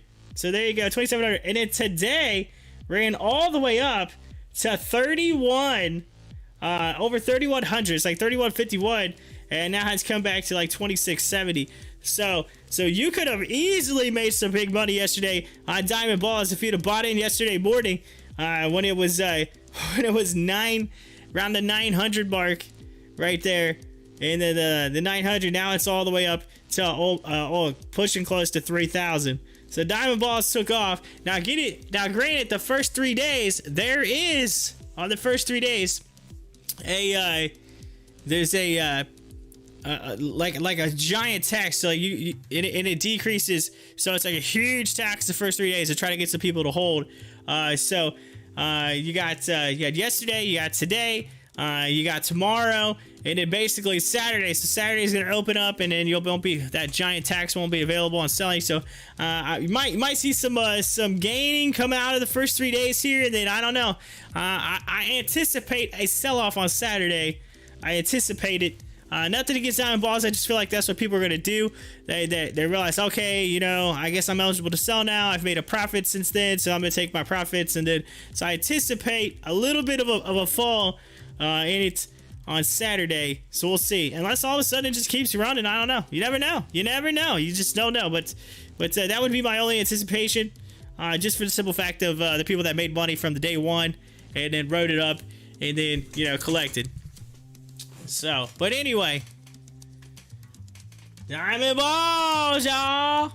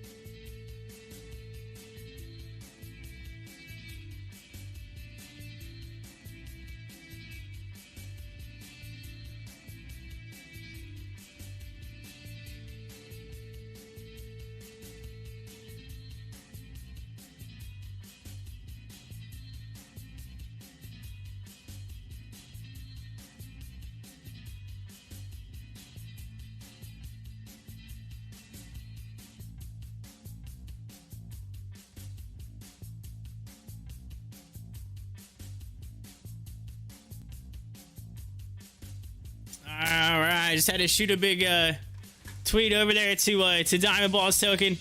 I wanted to shoot that out there, let them know, hey, we're seeing it. You're running. Doing a good job. Keep it up, Diamond Balls.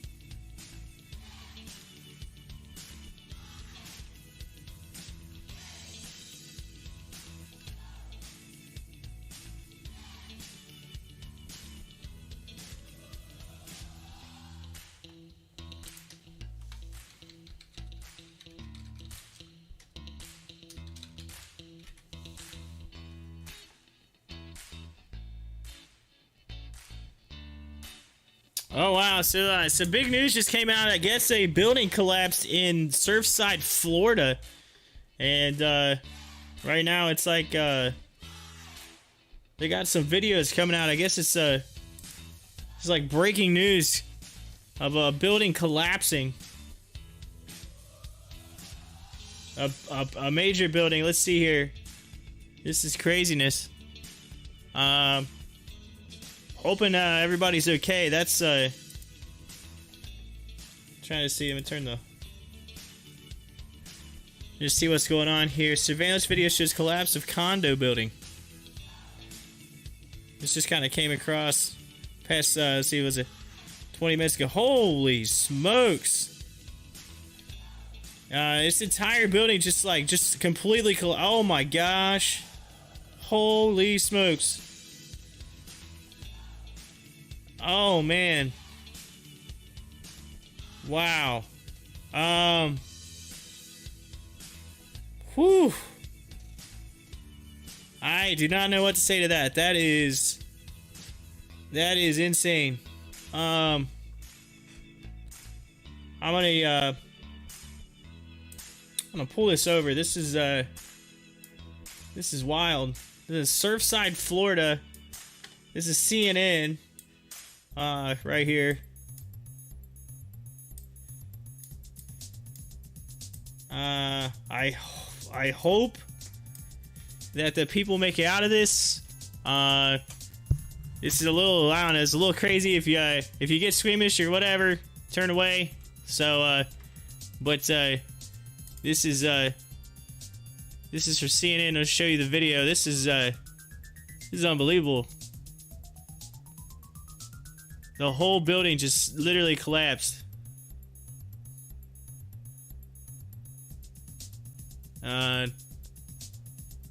Wow.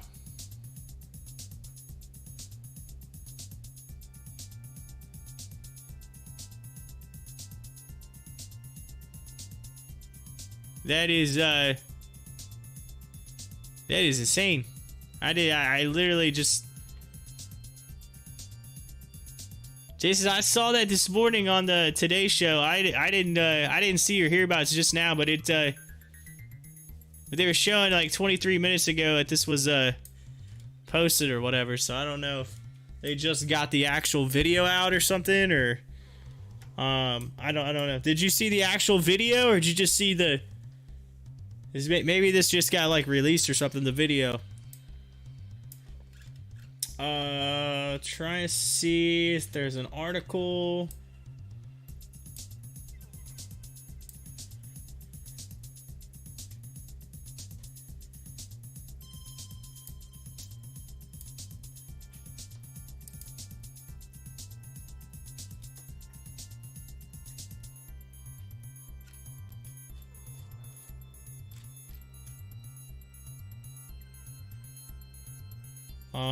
As of 11 minutes ago, CBSNews.com says live updates 51 unaccounted for after deadly high rise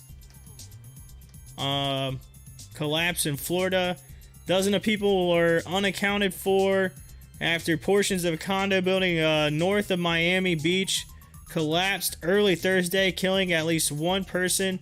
Miami-Dade County Commissioner Sally Heyman told CBS News 51 that the building's residents are unaccounted for. Surfside, Florida Mayor Charles Burkett said 2 people were taken to the hospital and one of them died. Miami-Dade Assistant Fire Chief Ray Jadala said 10 people were treated at the scene of the huge pile of rubble. Dozens of fire rescue units responded to the collapse. CBS Miami says rescuers are desperately trying to reach trapped residents.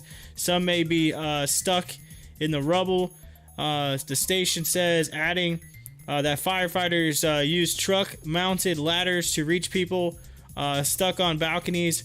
They also did a floor-by-floor search. It was a high-rise condominium building called Champlain Towers South. CBS Miami reports Miami-Dade Fire Rescue tweeted that it had more than 80 units there, along with units from municipal fire departments. Miami Beach Police tweeted that multiple police and fire agencies from across Miami-Dade were assisting. Florida Power and Light says it cut electricity to about 400 customers in the vicinity.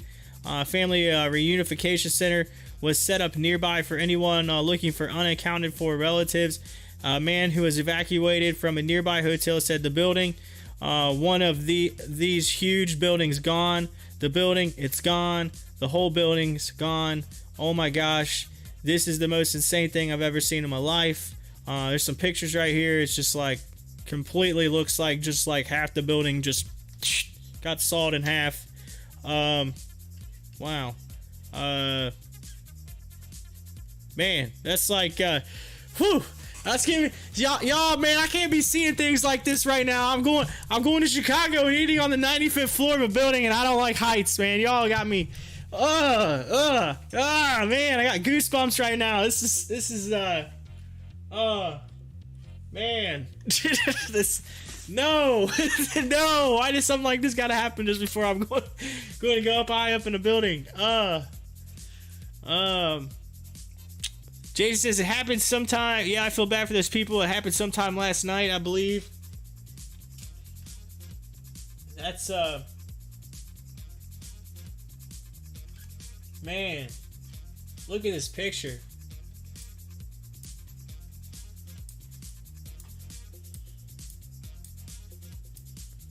Yeah, I literally just now saw this.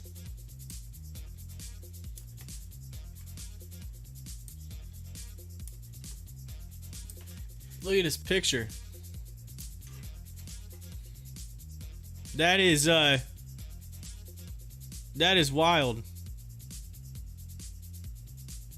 I mean, it just whew.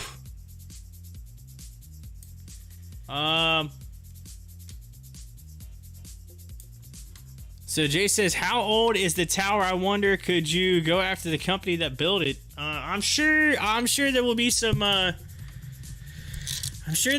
legal battles in that. I'm sure there'll be some crazy legal battles. Man. And the fact that that's like that, you know.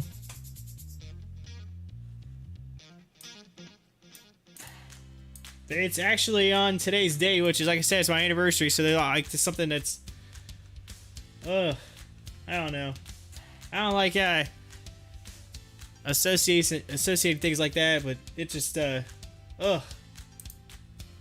it's like, it reminds me of that time that bridge collapsed in was that Minneapolis? That bridge several years back.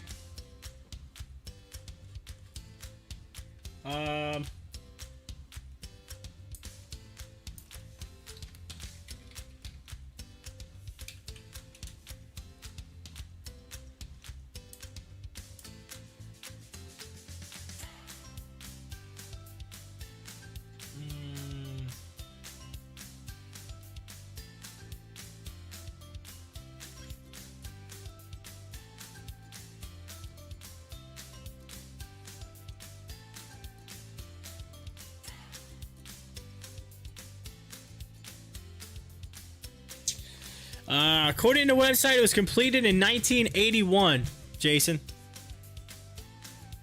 It says completed in 1981, Champaign Towers South. Has 136 condo residents comprised of 1, 2, 3, and 4 bedroom floor plans ranging in size from looks like 1,200 square foot to something else. I don't know. It kind of cuts off, but 1981. So it's older. It's older than me.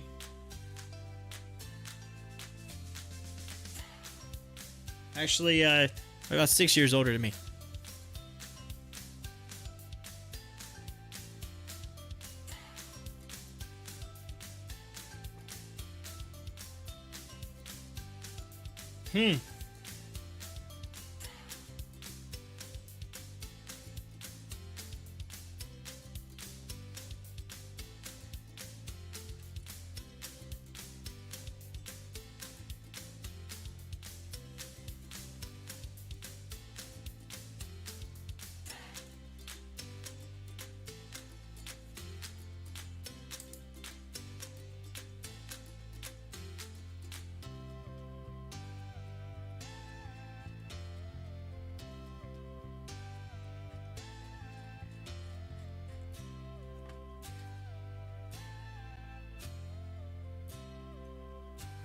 I will actually be down in that area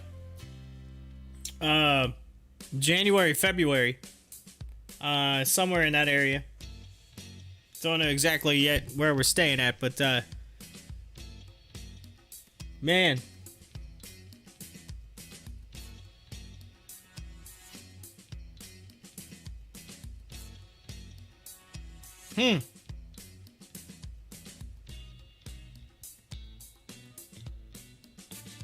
Oh man, you just never know, right? Stuff like that, you never know.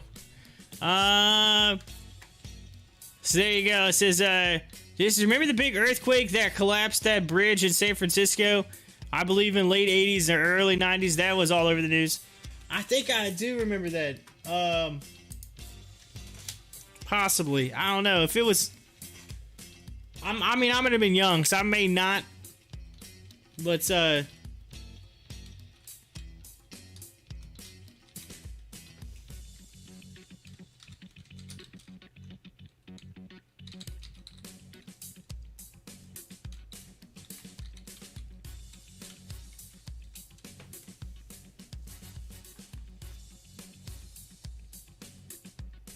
talk about the 1989 San Francisco earthquake.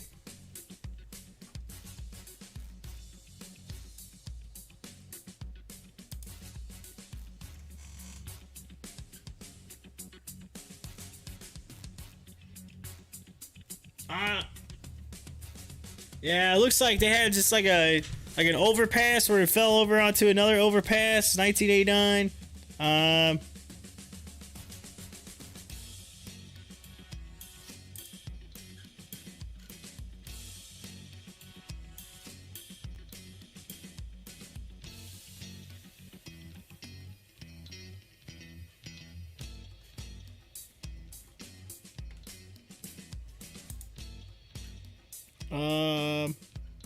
October 17th, 1989. So I was almost, I've been almost 2 years old. So I would literally be about as old as my daughter is right now. So I doubt I probably remember. I mean, I think I briefly maybe remember somebody saying something about an earthquake in San Francisco back then. But I always remember learning about the ones that were like way, way back. But, so...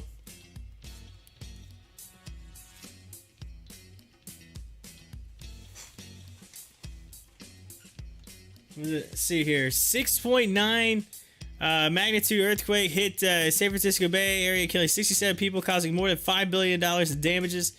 Despite the fact that the disaster was one of the most powerful and destructive quakes ever to hit the populated area of the United States, the death toll was relatively small. The disaster is known as both as the San Francisco Oakland earthquake and the Loma Prieta earthquake. Because it was centered near Loma Prieta Park in the Santa Cruz Mountains. It was October 17th. The Bay Area was buzzing about baseball. The Oakland Athletics and San Francisco Giants, both local teams, had reached the World Series. The third game of the series was scheduled to begin at 5:30 p.m. at San Francisco's. Hold on, an advertisement popped up. At San Francisco's Candlestick Park. Just prior to the game at 5:04 p.m.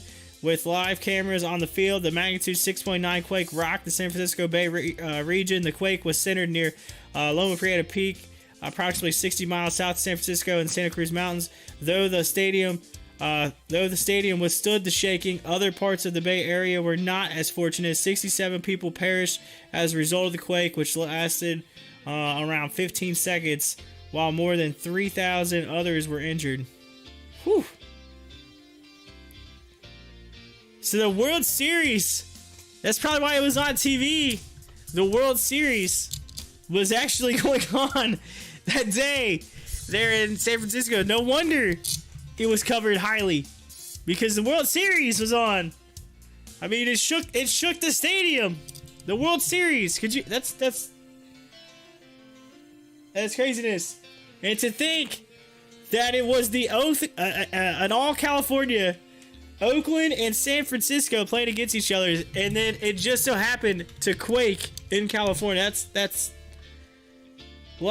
almost like weird eeriness, you know what I mean? Like, what are the odds that just happens to be two teams from California playing on this date in San Francisco, of all places, and then a quake just happens to be in San Francisco like that, and then and it'd be one of the biggest quakes. Well, I mean, literally, that is almost like the weirdest, eerie, perfect storm thing that you would ever hear about, right? Like, this is so weird. But no wonder.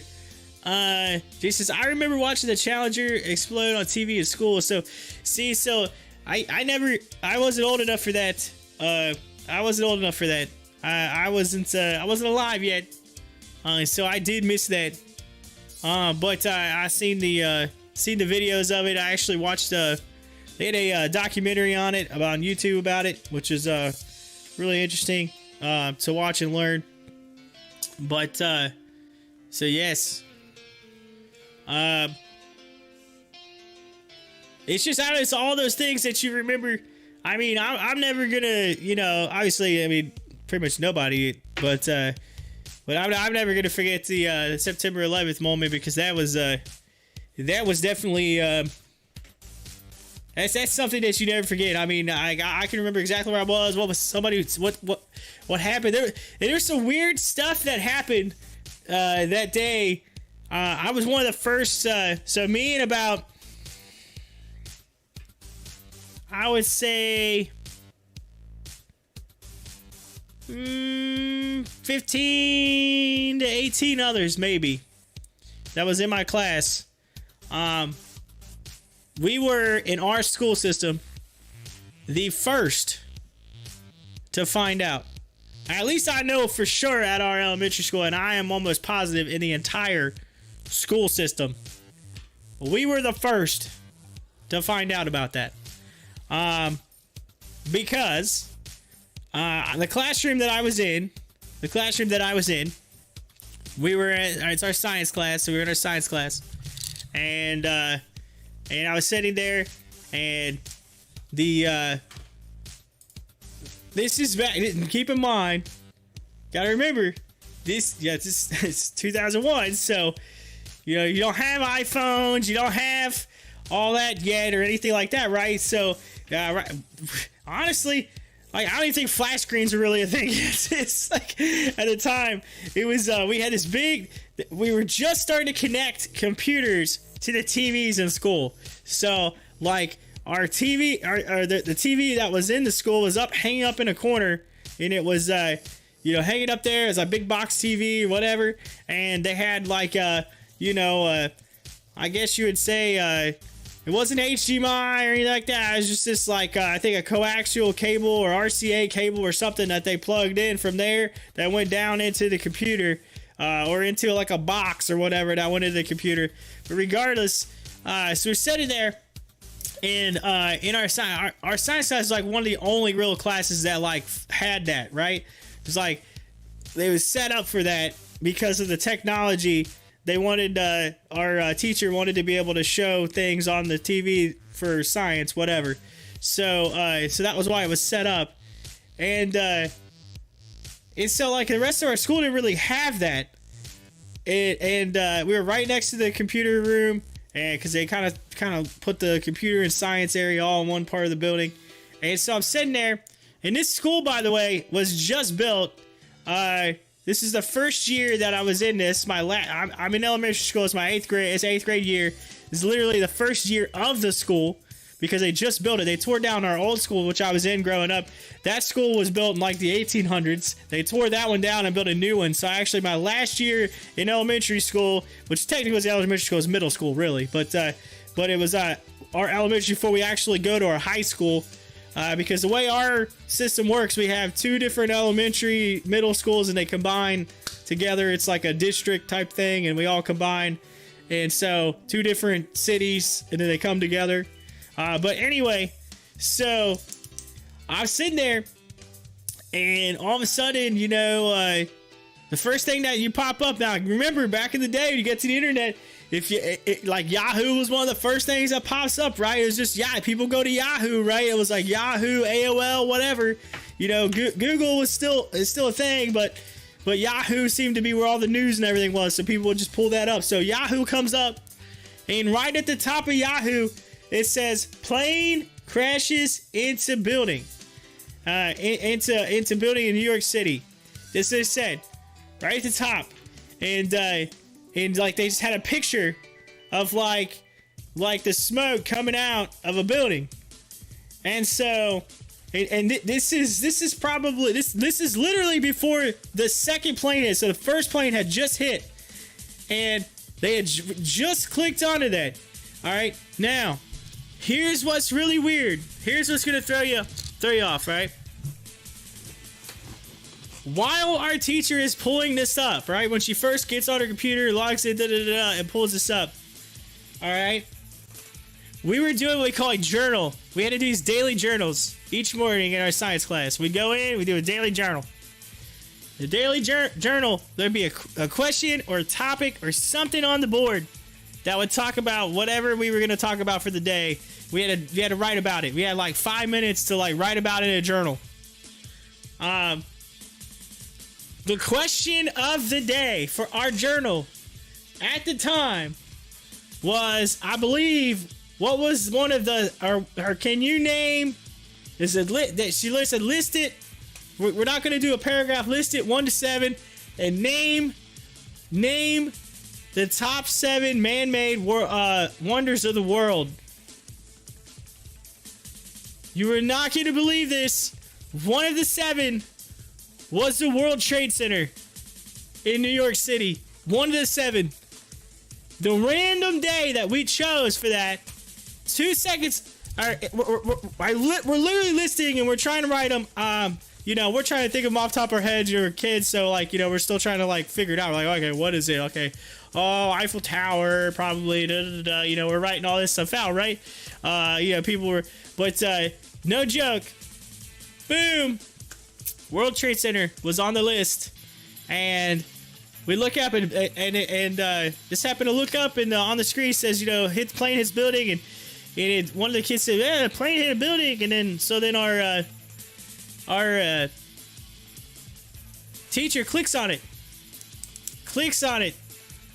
and we're like, what?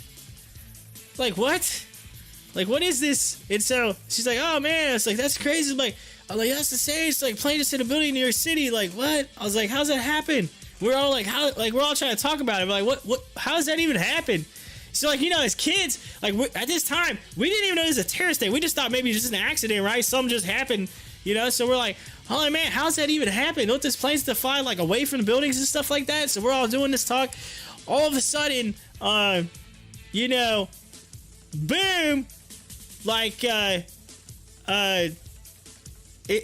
literally a second later, our teacher comes in,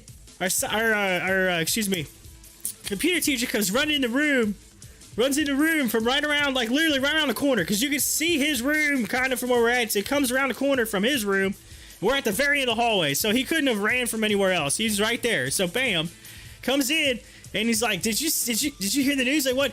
He says, another plane just hit a building. There's 2 planes just hit a building. He's like, literally, I was watching TV because so here's the deal. He didn't have class, so he was watching the news, and so he saw it and come running in to our classroom and said, "This just happened." He's like, "A second plane just hit." He's like, "There's a terrorist attack." And so he runs in, like, we literally hear this. We hear this, like, I'm in the room, I turn around, I'm like, what? What's happening? What is going on? Like, so this all happened, like, within a second. And I was just, like, mind blown. And so I'll never forget this. Because, they instantly called, like, they got the phone, they got on the phone with, and, like, called down to the office. So you guys see what's going on? And then they literally... They looked up at each other. They talked for 2 seconds. They ran out and said, "You guys stay in here and go outside." So they went out. One of the other teachers come in. They're all talking. I could hear them talking in the hallway. And I looked over at some of my classmates. I was like, "Something ain't right." They're like, "What?" I said, "These teachers are like freaking out. Something ain't right." I said, "Did he just say a second plane?" He's like, "What's that?" They just said 1 plane. So yeah, he's like, "She said 2 planes. What's going on?" Like, we're all sitting there like kids, confused. Like, what is this? What is going on? And then, sure enough, the school actually came out and said, "Don't tell the kids." Our school system said, "Don't tell the kids. Don't tell anybody. Just keep it under wraps. Don't let the kids know. They can find out when they get home. No TVs, no internet, no nothing." They literally shut us down. They wouldn't give us nothing. Like, we weren't even allowed to go to computers that day. We weren't allowed to do anything. Of course, you know, all that did was add to the questions, right? Because kids just kept on asking. I ended up in a class later that day where we were in the class and we had a pretty cool teacher. She was our English teacher, super nice, super down to earth. She was one of the like down to earth teachers, right? And one of the kids in our class was like, it's like, they won't tell us. So like, "Oh, somebody said something about the," and so we're sitting there, we're like, "Oh man," I was like, "Yeah, what is this? What's this plane thing?" So then, no joke, we noticed one of the kids says, hey, that's a radio. They're like, "Yeah, don't you got a radio?" They're like, "Yeah." "They won't know. Shut the door. We'll turn it on." The teacher's like, she looks out, she's like, "All right, but you guys got to keep it low. So we turn the radio on, and literally we turn the radio on. 2 seconds later, the radio it says a plane just hit the Pentagon. That's when I literally was like, I looked at a few of my buddies and I was like, oh my god, like we're under attack. Like this is like we're under attack right now. Like what is like they just hit the Pentagon. I'm like, what is going on? Like the world's falling apart. Like planes are falling out of the sky. Like what is going on? So like anyway, I guess we turned the TV up too loud, or the radio up too loud, because 2 seconds later, principal comes running in and literally just reamed our teacher. I literally thought she was gonna get fired. I was like, oh my god, our teacher's gonna get fired. And then a few of us kids took one for the team. We're like, no, it was us. It wasn't her. It was us. And so we took one. They're like, oh, I don't care. Just turn it off. And so, needless to say, I wasn't really fond of that. That was assistant principal. I wasn't really fond of that assistant principal very much, but wasn't too fond of him. But anyway, yeah. So that was my day, and then I ended up going home, riding the bus home, and then turning on the TV and talking to my dad, and finding out what all happened, and it's just like mind blown. So yeah, so I don't know. Some people had to where they actually got to watch it and see everything. We weren't allowed. Like we were not allowed to see anything. Like that's the one thing that I was really got to say if I was upset was like, I mean, I guess I get it for some of the little kids, yes, but once you get to like, you know, 8th grade, right? Like you're almost high school. So like you're at that age where you're like, all right, what is this? What's going on? Like we were learning. But still, the weird thing about it is that day, the answer to that actual question on that journal was the World Trade Center was one of those 7. And I was just like mind blown. Mind blown. To this day, that of all the days we would have that journal, and of all the times for that to happen, it would have been right when I was answering those questions. And one of the answers was the World Trade Center. It's just like this to this day, it's still eerie. And to see that building fall like that, it just reminds me of that day. It takes me back, and it's just like, oh, those are the days you just want to, it's like goosebumps. So, I don't know. Anyway, that's my take on it. I know it's a long-winded thing. I'm sure you all probably each have your own crazy long story or whatever, but yeah. I just will never forget it because, like I said, I know that we were one of the first ones to find out about it because we actually called the office. The office didn't even know about it. Our actual administration had no clue because they didn't have a TV in there where they were at. They're all just in a big office, like talking, hanging out, whatever. And the TVs was in the science room in the computer lab, which is where I was at.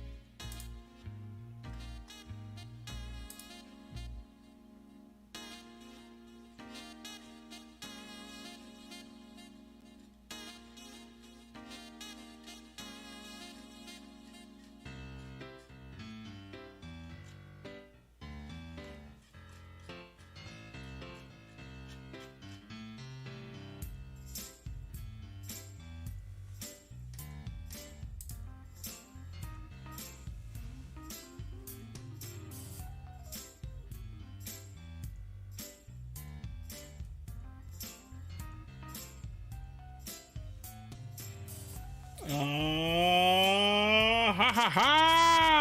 right. So anyway, I know I had a long-winded. Let's see if I'm gonna catch up on some of these chats here real quick. If your flexible Airbnb might have a good deal on. Let's see, what is it? If your flexible Airbnb might have a good deal on a room for you to. Oh, come on. If you're flexible, I think so. I remember watching the challenges. I was in the first year of the military. We had some long days after that happened. Jason, I remember September 11th all too well. All military bases were put on lockdown, and we had a bunch of F-15s for my base taking off with live ordnance to bring down any planes that refused to land. Man, Jason, I was on the A-10s. Let's see. Nice. I was at Elgin Air Force Base. Luckily, I was at Elgin from 99 to 03 and Spangdahlem, Germany from 03 to 07 when they still had A-10s.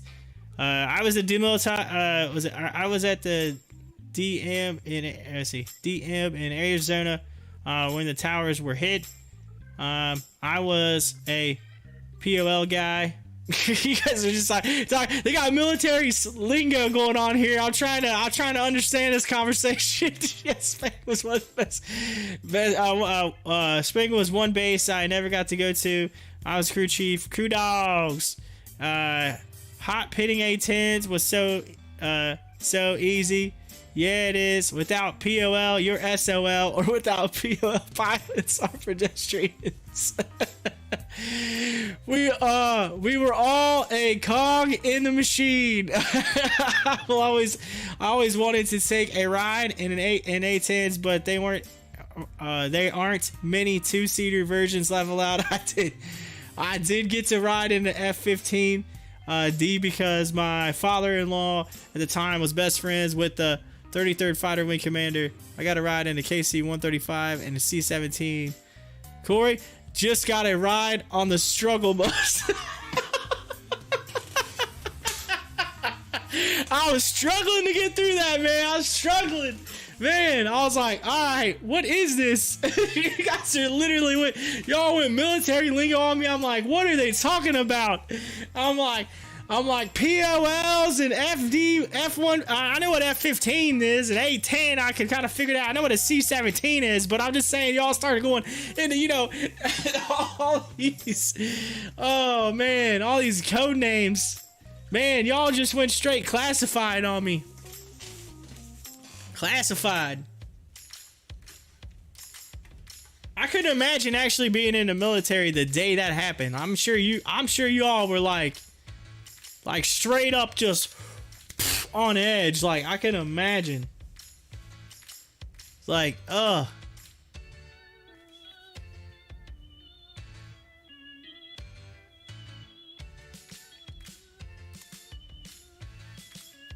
man.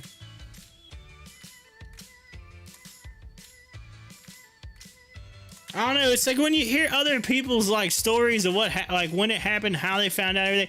It makes everything so surreal because you learn more and more about the overall like feeling and where everything was and how it was. Like, you know what I'm saying? It's crazy. Yeah. PO, petroleum, oil, and lubricants.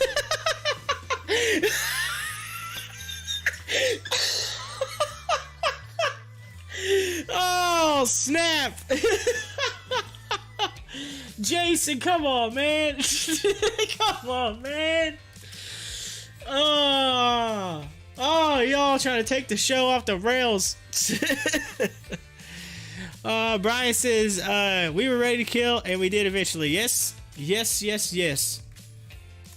Whew. I still remember seeing in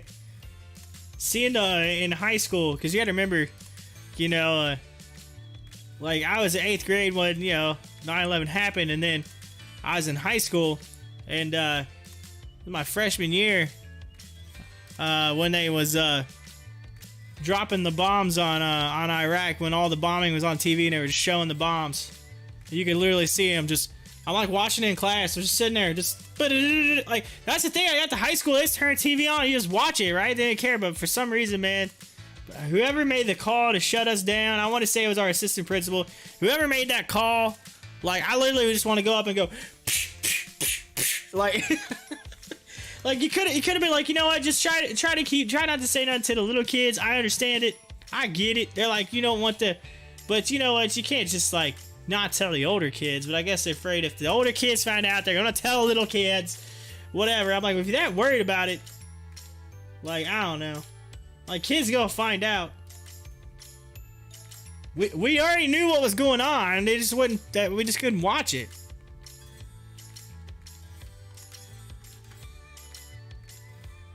That's crazy. I don't know. But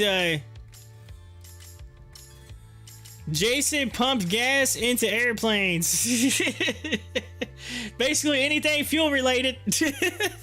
Oh, so you were pumping it. You were pumping stuff before you pump stocks, huh?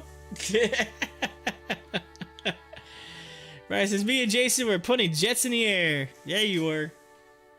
Yeah, you were.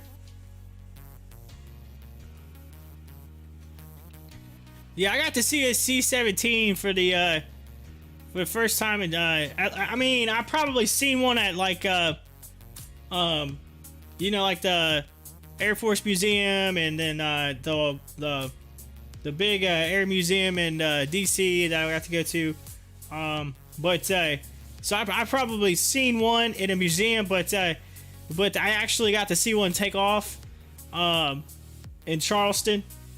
My brother-in-law was stationed in Charleston, and when we were down there visiting or whatever, he drove us to like it's like a road, I guess, that goes like parallel. It's just like a There's like a pedestrian road that goes out to, you go out a little ways there, and there's like a shopping center and stuff, but there's like a road that goes from like by the base. So you can kind of, it's more or less for people to just kind of see the planes take off, I guess. They had he said, that's a C-17. I said, that's a big plane. He said, yeah, I said, that thing's huge. He said, yeah, he said, this thing's huge. He's like, and then it took off. I was like, man. I said, how'd they get that thing off the ground? It looks like the world's largest bus just trying to take off. It's like, what? Good lord. Yeah, those things are huge.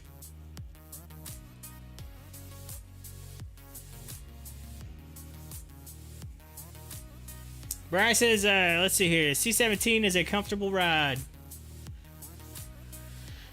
Of course, we had non-official terms: painting, odd jobs in landscaping, or perverts, oddballs, and lunatics. Gotcha. But yeah, I just remember seeing it. I tell you what, when that same time that I come back from my honeymoon, we had our layover in Atlanta. That time I was talking about that lady who had that anniversary gift or whatever. We landed in Atlanta that day, and we were taking off to go fly back to. I was actually flying back to Indy. As we took off out of Indy, it's a little cheaper to go out of Indy than Cincinnati at the time. So we went there, and we're flying back, and we're getting ready to take off, and they had this giant UPS cargo plane, because like you can see the planes kind of coming around and taking off out the window, like they, that this plane goes on the runway, this plane goes, and you could just see the planes ahead of you kind of at an angle, and you could see the ones over here. Well, they stopped all the planes so this big giant UPS plane could take off. I didn't think that thing was going to get off the ground. That plane, we were on a big size plane, a pretty good size plane ourselves. And we could have probably put 6 of our planes inside this giant UPS thing. I mean, it was probably, I would say, every bit as close as that C-17. Maybe not. I don't know. I think the C-17 is definitely bigger. But whatever this plane was at UPS, this cargo thing, holy smokes, it was massive. I was like, I kept looking. I'm like, that runway looks like it's ending, and it's not up yet. That runway looks like it's ending. And that thing had to be packed down, because I mean it took for, I mean it got off or like up in the air, off the ground at the last second. I mean it was like the runway was ending and then it just I was like, man, you could tell that whatever was on that UPS plane, it was packed down. I seriously think that they put every piece of mail they possibly could squeeze in and threw it on there, and just threw it in there. So, but yeah, those things are big. He said UPS 747-400. Probably. I don't know what it was. All I know is it was massive. It was massive. That thing came out of Atlanta, and it was like, I swear I did not think that thing was going to make it off the ground. I mean, it looked like it was barely going like, bleh, like you're watching those planes that before the regular planes just take off, and they get like halfway down the runway and they're up in the air. This thing, it was like, I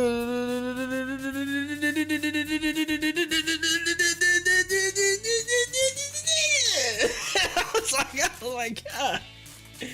I was like, that thing's not gonna make it. It's not gonna make it. It was huge. They had all the other planes had to kind of move to let it get in. That thing was huge. I had the close-up view because our plane was at the right angle where you could just look and watch it go. I mean, it was crazy.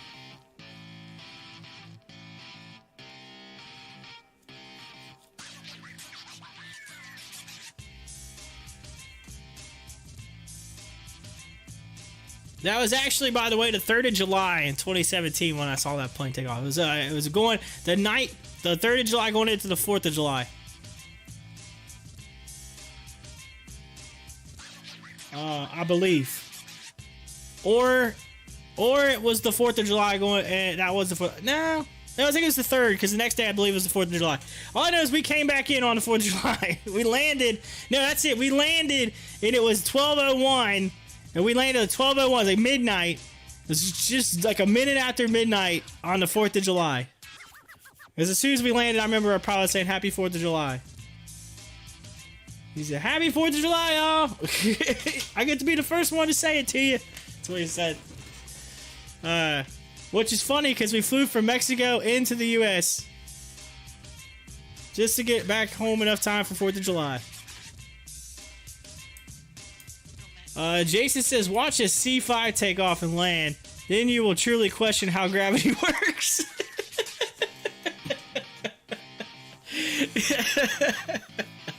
A C5. I gotta Google this now. C5 plane.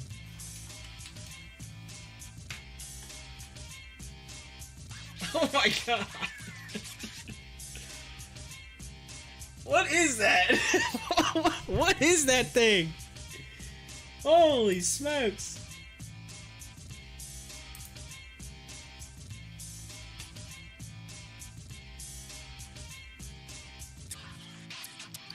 Dang, what is that? A plane inside of a plane?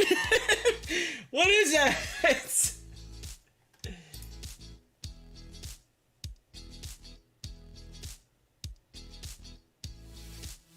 The front of the plane opens up. He said you literally. He said you can literally almost fit an entire football field inside the cargo area of a C5. The front of the plane just opens up like they take the head off of it or something. What in the world?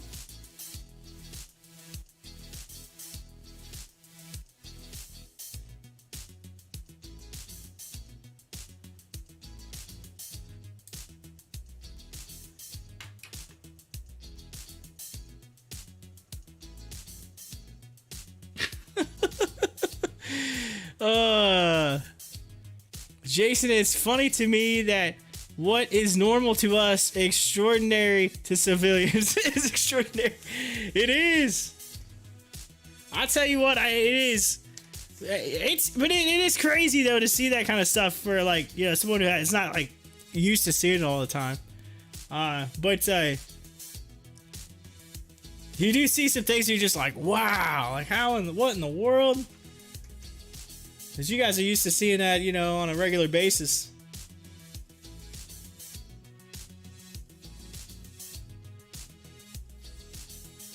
If you want to see a really weird plane, Google Super Guppy. Oh, I'm afraid to even type that in. I'm afraid to even type that in. Oh.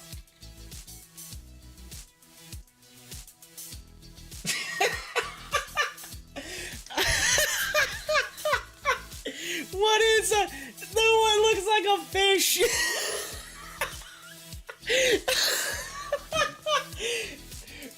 Oh my god. I literally thought you was trying to get me to type something dirty in, and all of a sudden it looks like a fish. Oh.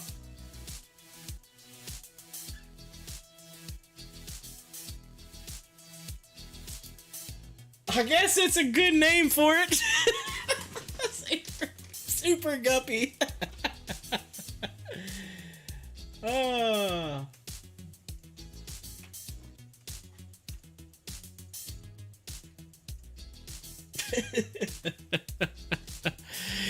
Oh, from the front.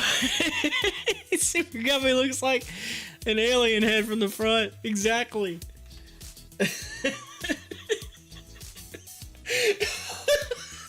I can't even look at it without laughing.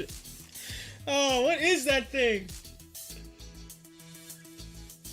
From the side, it does look like a fish. It looks like the fish is smiling, but yeah, like you said, from the front, it does look like an alien.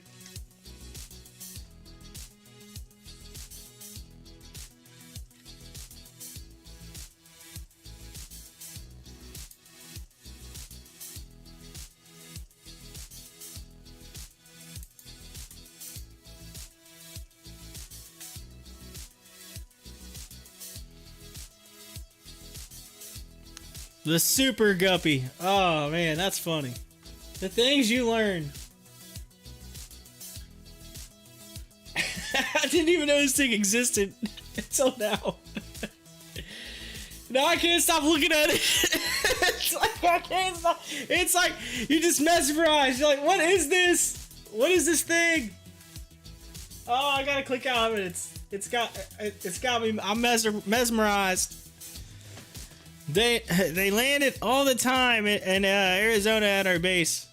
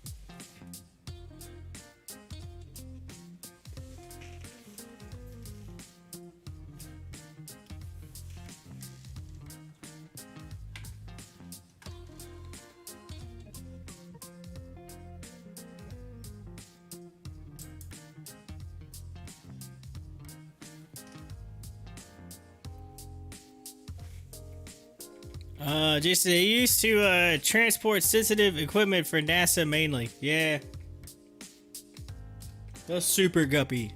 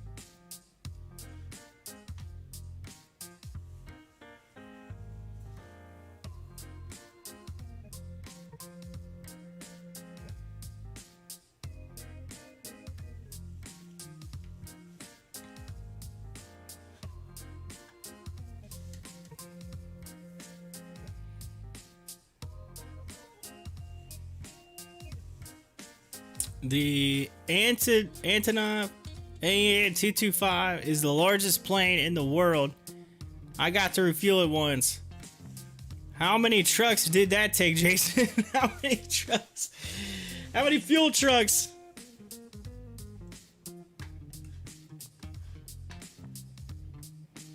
Eight trucks at 6,000 gallons each truck. Holy smokes.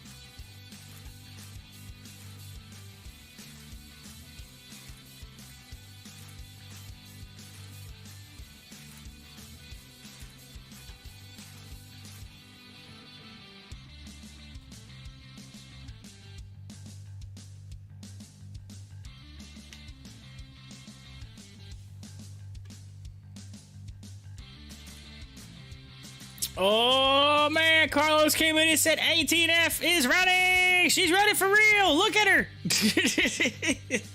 ATF. Look at her for real. There you go. Looky there. Running up. 12% today. 12.5%. Carlos. AT&F finally. He's like, I've been waiting to say that for days.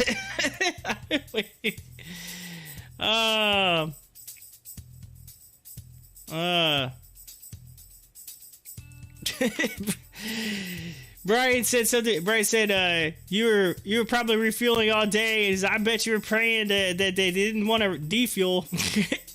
Jay says, it took a few hours, but thankfully we were allowed to hook 2 trucks up at one time.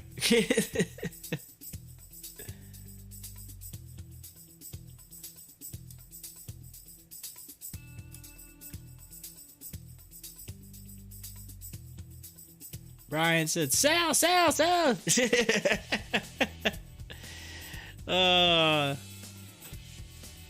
That's funny.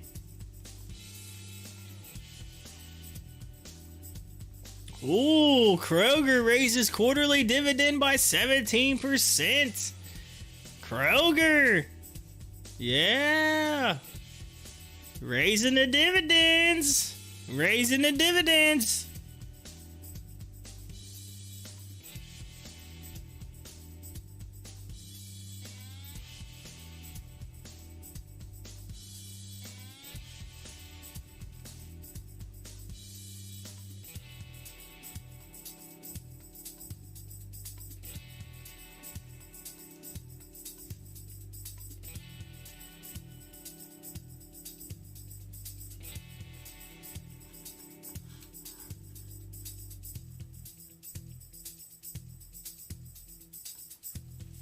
All right, y'all. So here's the dealio. I know. Carlos just came in here, and let's see here. And I know you guys are like all straight into your combos. So y'all, more welcome to keep talking to live chat. So I told you I was gonna take a little bit of an extended lunch today because I had to go. Pick up a little something for my wife. Anniversary today. It's our anniversary today. So 4 years married today. 4 years. So, I will, he says, yeah, they are sweet. I thought you were saying, oh, that's so sweet, bro. I thought that's what you were going to say, Brian, and then I realized you were actually still talking to Jason. Oh, that's so sweet. That's so sweet of you. Oh, yeah, that's it. Yep. So I'll be back here shortly. I'm gonna run and go grab that real quick, and I'm gonna try to get my dog in the house too. She's been out there all day, probably watching the neighbors build their pool. She's probably thinking, "Man, I wish I was in that yard. They have a pool." Believe me, if I had a pool, my dog would be in it. Okay, my dog is one where I swear she loves water. If there's a mud hole or water hole anywhere in the yard, it can be dry. 98% of the yard can be dry. The other 2% can be wet, and my dog would say, "Boof!" right into it. Boof! Right in there. That's where she'd go. So, anyway, alrighty. So good deal. I will be back shortly, y'all. Don't go anywhere. Y'all enjoy the stream. I'll be back. I'll grab me some lunch, go pick something up, and then I'll get back for the end of the day, and then we'll get ready for the Blackberry. That's right, Blackberry earnings. Which actually, I need to post that out really quick, just real fast before I leave. I need to go to the Blackberry and post it out. Say, hey y'all, come on in, come hang out.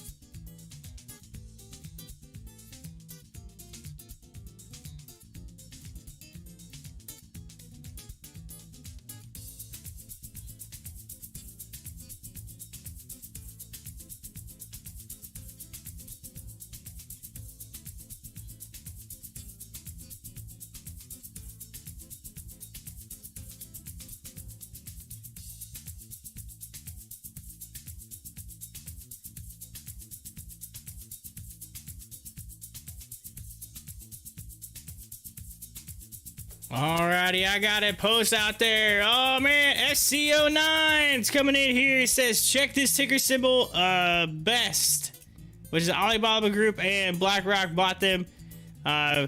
Maybe huge potential. Okay, so let's see here. Best. So you want me to check the best ticker symbol, huh? Well, currently it looks like it's sitting at down 8.84%. Best.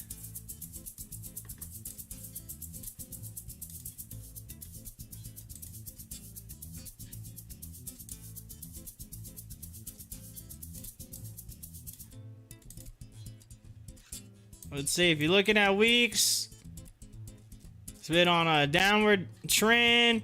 Finally looks like got a little pop out of it recently, which is what I'm seeing here. It's still running parallel, so I don't know.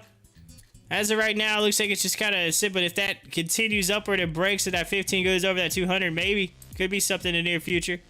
Could be something. So, I don't know, 24 mil in volume. Looks like it's hit a high of $1.74.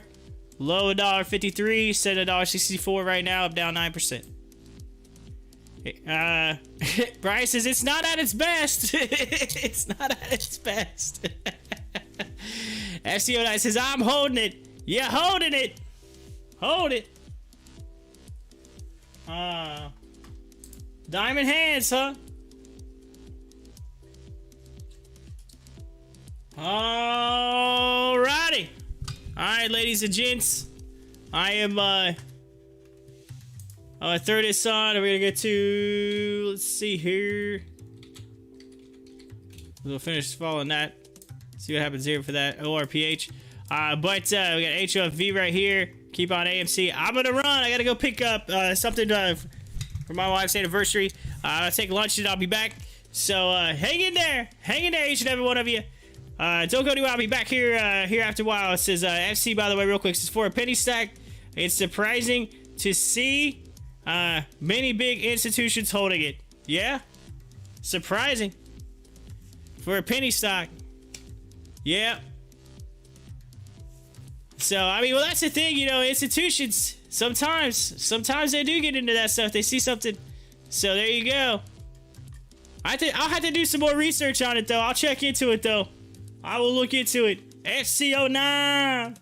Throwing us a nugget. Giving us a nugget. Yeah, dropping some nugs up in here. Yeah, throwing some bones. Get it. Alright, y'all. Again, I got the I gotta run. Like I said, today is my wife's anniversary. I gotta pick something up. So I will be back. Don't go anywhere. I'll see y'all shortly. Bye.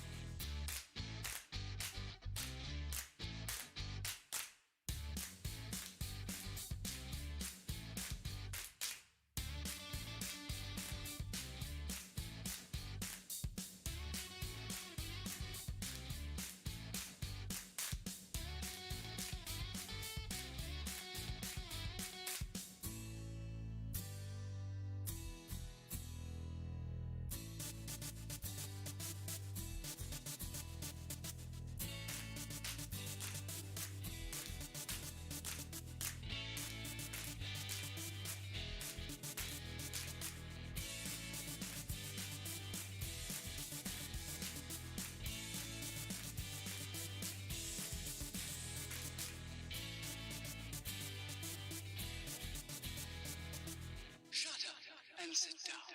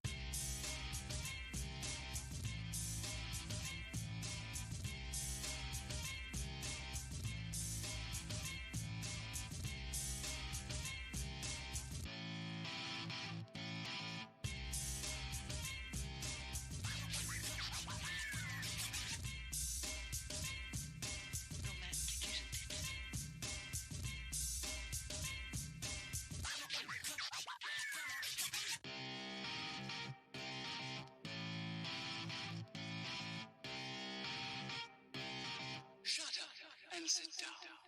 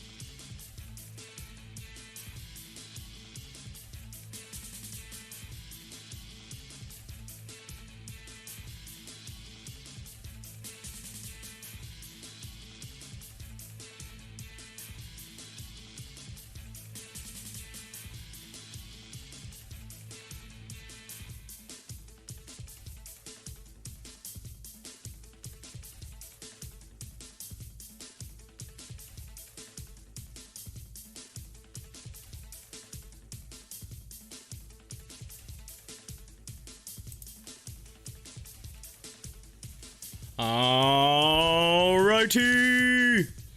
I'm back, y'all. I told you to be an extended lunch. I got back just in time. Just in time to get ready for the last hour and 40 minutes of the day. Plus, not to mention, we still have the BlackBerry earnings today. So you'll have me a lot longer today. You'll have me a lot longer. I will be on for the BlackBerry earnings today. Let's see if we can set some records. Set some records.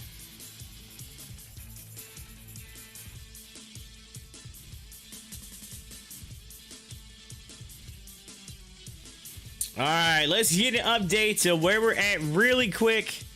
So AMC currently sitting at $56 and 36, 35, 34, right in there.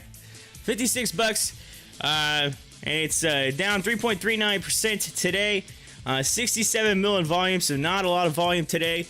I mean, not even cracking 100. So we're gonna have to, we need some pumping up to AMC. Come on, y'all. But anyway, GameStop currently $213 and said 213 bucks anyway. It's they keep changing. It keeps changing on me every time I say it. But it's now 2.47% today. HOFV at 455 went up to 470 today, so it almost hit that high again. Gets so close to it, it keeps trying to test it. I keep waiting for it to explode over. We just got to get that push on HOFV, but it's doing pretty good. ORPH currently sitting at $7.96, up 6.99, so almost 7%. There's 7% on the day on ORPH. Taking a look at BlackBerry, just see where BlackBerry's at. Of course, it was over $13 earlier this morning, and now it's down. It's kind of dropped down a little bit, down 2.8% so far on BlackBerry. We'll have that the earnings on that later today. BlackBerry, yeah. And then so we got some green on here. Looks like YSC's up 1%, HCMC's up 4%. Let's see here, Rocket and PLTR close to 1%. Ship up to $1.25, and then we got Rocket hanging in there. Viacom at 2.44%. But yes, so that's where we're at right now. As for the crypto update, Bitcoin doing its thing. It's up 5.4% right now. Ethereum up 3%, Litecoin up 8%, Doge is up 10%, BNB's up 9%, Hex is up, working on 0.5% there. And then Shiba Inu up 5%. I mean, we're seeing some movement, ladies and gentlemen, in the crypto market. Yeah. That's what I'm talking about. Yeah.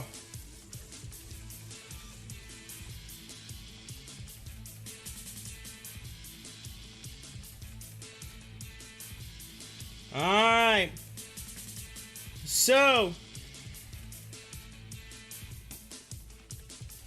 I had to say, if Jason is in here, if you're in here, Jason, hit up the live chat right now, because we had a little bit of a combo. He messaged me while I was driving around town. Actually, I will admit, I was going through the McDonald's drive-thru when he messaged me. I literally was like, you know what? I'm already out. I can have something quick to eat. Get back to it. Not the healthiest thing in the world, but it's quick. There wasn't very many people in line. So I was like, look, I'm just gonna go through the drive-thru really quick. So then Jason messaged me, and it comes across my phone, which I got like a cool thing is I got the new eyes. I got the iPhone 12, whatever. I guess it's not the new i. I guess there's probably a new iPhone coming out here in a couple months, but the iPhone that came out last year. So I've had this. It's the one that he's got the magnet, so it like sticks. Well, I got the little oh man, what is that? Is that Belkin? I think, I don't know, whatever brand that was that came out with the little magnetic. It's almost like the vent thing. It goes into your vent in your car, and it like holds on, and it has like the magnet on it that's flat, and you can literally just set your phone up, and it goes, and it just like magnets to it because the new iPhone has that magnets, that MagSafe technology, whatever in it. And so it's so much easier driving now. So when messages come across, I can see them while I'm driving. I don't have to take my hands off the wheel. So super cool function for hands-free. So and then I broke it. I went to the sweet tea. Yeah, drinking the sweet tea. But yeah, so anyway, that's where I was at. But I guess Jason, I don't have to see. I'm gonna have to message you right now. Be like, you listening to the stream?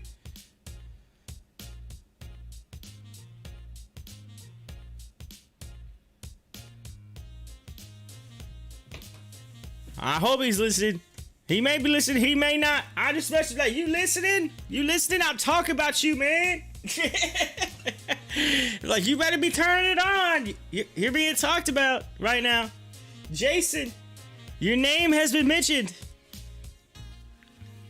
All right. You know, I'm wondering if Rebecca's out there too. Rebecca, you listening? You listening right now? Y'all listening? She's probably gonna be like in her house somewhere like, oh man, I just heard my name. What's going on? Uh-oh. Something is about to be happening if Corey's throwing out names. Like, what's going on here? What is Corey about to talk about? What is it? I bet you're wondering. You'd be running to the live chat. You'd be saying, hey, I'm here. I hear you. I'm listening. Anyway. Uh-oh. I don't know. Jason must be busy. He's not responding all of a sudden. Jason, what are you doing, man? What are you doing? I was getting ready to talk about you. I literally was getting ready to say something. But you're not responding. I need you in the live chat to be able to talk about this. This next segment.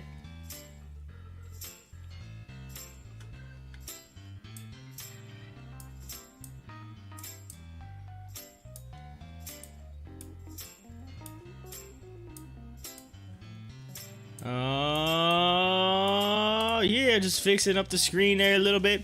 I tell you what, I'm going to do a Crypto Bubbles update while we're waiting on everybody to come in here. Crypto Bubbles. Crypto Bubbles. Let me pull them up. Let me pull up the bubbles. You know you want the bubbles. Yeah, look at them. Look at all the green. Holy smokes. Did you think you would ever see it?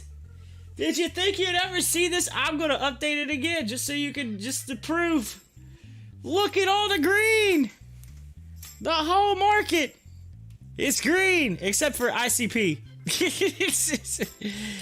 I see every time I hear ICP, it's saying Clown Posse.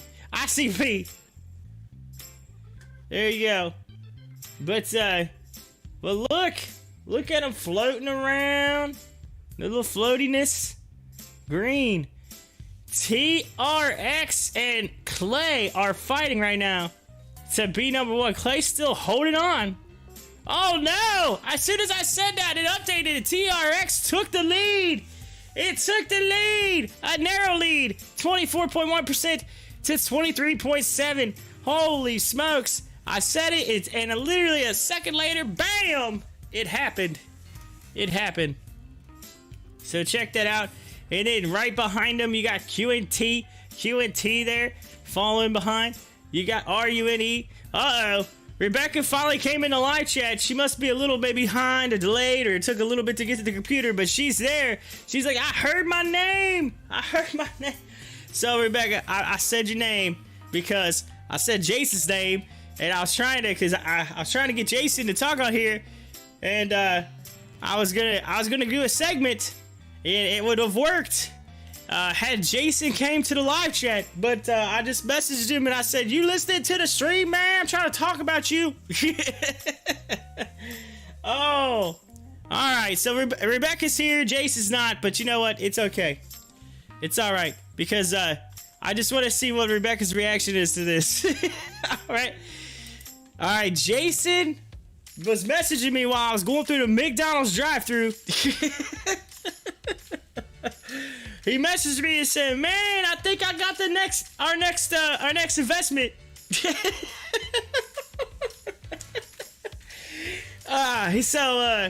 Jason might have our next investment. All right. He said I was doing some research. All right. I did some research and I found this. I think this is it. All right. So I just wanted to see, Rebecca, what you think about if Jason throws out another stock. What do you think about it?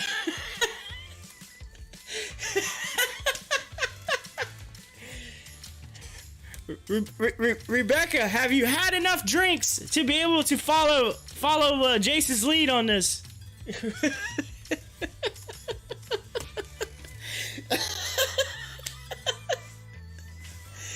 Have you had enough lemonade yet today to be able to follow this investment?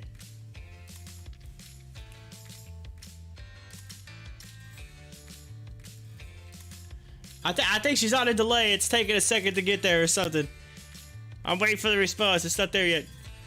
Oh, I think there's a delay. Delay. That could just be the internet. Who knows? Who knows? Oh, I probably need to turn off the crypto bubbles. That might be what we... Crypto bubbles. Let's turn them down here. Turn down the crypto bubbles.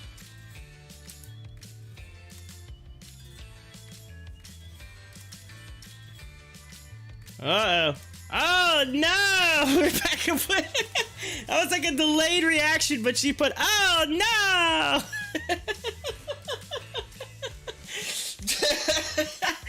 Alright. And you're gonna love it. Okay, you're gonna love this, Rebecca, because I'm gonna tell you the name of the company that Jason says we all need to get into. Ready? It's Torchlight! He's wanting us to get torched, y'all! Torched! Jay says, let's get torched! Rebecca says, not even one lemonade. Not even one. Well, I had a tea. It's a sweet tea, if that counts or anything. Oh, man. He's saying, and here's what he sent me, all right? And I think this is really interesting. And you know what? I love it when people send me stuff that I didn't know about or whatever, didn't look into. So I'm gonna throw it out there. I don't care. I'll throw it out there. Y'all can choose. I just wanted to see what y'all say since it was coming from Jason. Now, if I would have said this, y'all probably would have went along with it. But as soon as I said it was Jason, y'all like, all right, hang up, click done. No, I'm kidding. No, it's all good. I was hoping Jason would hear all this. So he's probably good. He's probably ignoring us right now. He's like, I'm ignoring it. I don't know what they're gonna say. Nah. Anyway, so he sent me a screenshot, and I'm gonna see if I can pull this up real quick. I'm gonna pull it up. I probably should have already had it pulled up. Let me pull it up here. Let me go to this right here. TRCH. Torchlight. All right. You're gonna want to see this. I gotta pull this up on the screen.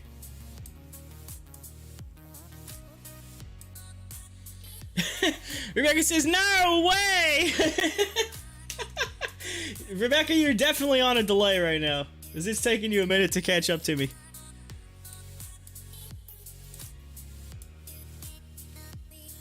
Alright. This is Torchlight on Fintel. Alright? Torchlight. 350,000 short shares available. Alright? Now look at this short borrow fee rate. What? 649.72? Almost 650%? What? What is this? Alright, so y'all thinking, whoa, that's a big short borrow fee rate, man. Short's about to get squoze. Lemon squeezy, right? Lemon squeezy. So anyway, so Torchlight. Alright. We see that. That's what he sent me. So I'm like, oh wow, you're right. I have been talking a lot about Torchlight lately. I have been noticing that. And he says, yeah. And keep this in mind. Anyone who's held the stock will get a 1 2-for-1 preferred stock when they merge with MMATF next week. It's crazy what is going on with Torch. If you read between all the BS. So, if you read between the lines, he said all shorts had to close out before the merger or they will be liquidated and they don't have a choice. So basically, in the merger, apparently, there is a something written in the merger, according to Jason here. I'm not sure where he got that info from. I have to have him shoot me over a link or something. But apparently, there's something in the merger agreement that says that all shorts have to basically cover or be liquidated. So they're being forced to cover, and it's a 650% short borrow fee rate. There isn't that many short shares available, so it is heavily shorted based on the rate, and they have to sell, they have to cover. So basically he's saying, yo, the squeeze is on. That's what he's saying. So I'm like, dang. So my next question was, what is MMATF's price? He bid 12.78. So let's look at MMATF.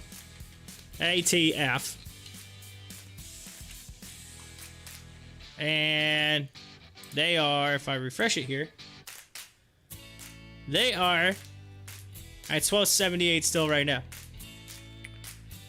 which is meta material. So I'm gonna do some research on this. I had Jason shoot me over his info, and the info that he found out.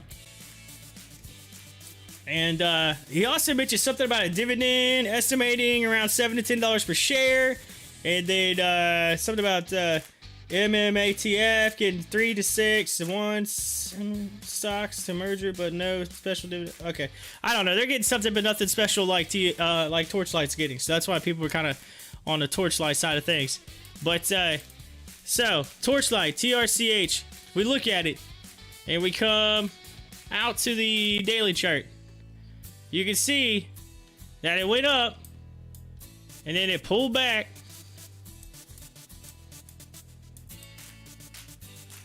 And it kind of hung around that $3 mark.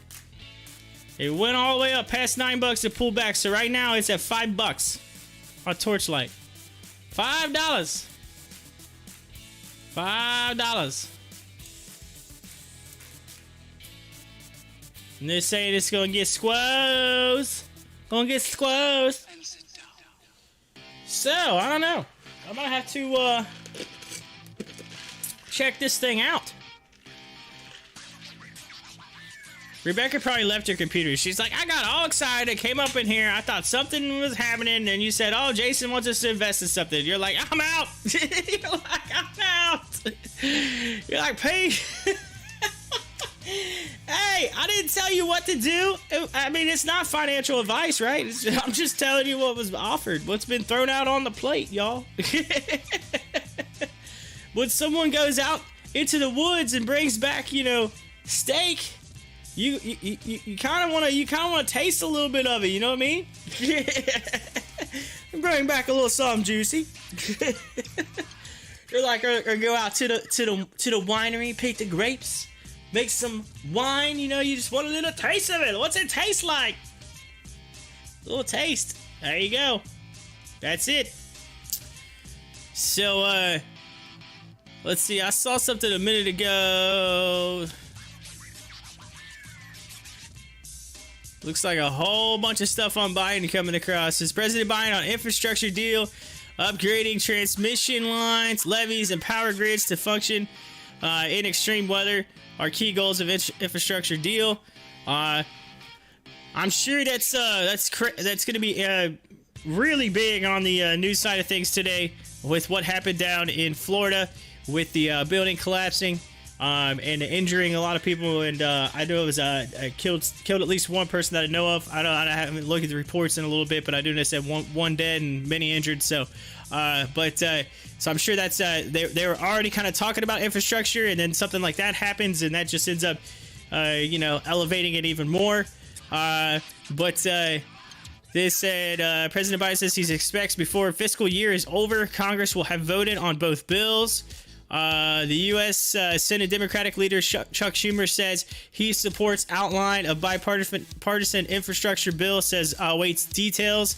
Then President Biden concludes remarks on infrastructure deal. Then let's see what else. There's something I thought there was an opposite. So there you go. So they're basically, that's. Mitch McConnell was kind of about it, and then all that stuff. But anyway, they're definitely trying to get. I mean, I'll be honest with you. I think our infrastructure really needs to be hit on. Personally, in my opinion, and I'm just gonna say that because, I live close to a bridge that's one of the most traveled on bridges in the country daily, and. Yeah, I can tell you that bridge is really old, and they've had to work on it. I don't know how many times. Like, they're constantly working on it, and it just I don't know. Like, I don't even know if I want to drive on it because it kind of freaks me out anymore because of how old it's getting. It's just like one of those. It's a major, and I feel like there hasn't been a lot of they did do some work on it recently, right? But I don't know. I think in the future they're going to end up just putting a whole new bridge in and building a new, setup and make it easier and whatever. And I think that's coming down the road. But I think that's going to be part of an infrastructure plan and bill and everything. I think that it has something to do with it. Because I know even former President Trump even said that he would be interested in working on trying to get an infrastructure bill done for the same bridge. Which he mentioned it while he was here in Cincinnati. If you know anything about Cincinnati, you know what bridge I'm talking about. It's an over-under bridge. Cars drive over and under. It is the I-75 bridge. That bridge has got more traffic on it than any other bridge around that I know of. Because it's just basically connects, everything goes right across that bridge. And I can tell you, if you ask any truck driver about crossing over the 75 bridge in Cincinnati, they probably will cringe. Ugh. Why? Because it's a nightmare. It is you don't even want to attempt to go over that bridge because every semi in the planet is trying to cross it at the same time. just saying. But anyway, Rebecca said the last orgy was bad. This appears to look the same. When she says orgy, she's talking about Orphe, O-R-P-H. The last Orphe was bad, but I don't know. This one's a little. Let's see here. Rebecca says first the bridge in DC, then building randomly, following all these things falling apart. All right, Democrat conspiracy to get what they want. I mean, I guess timing is everything, but at the same time. You can't really say too much. Someone did die. People were hurt, right? So that's the thing. You gotta look at it that way. But you're trying to say it's all made up, that no one died. No one died. That's what you're saying. No one died! You don't even know. Well, I mean. You're like someone would just happen to be standing at the right angle to get that camera, huh? Let's see here.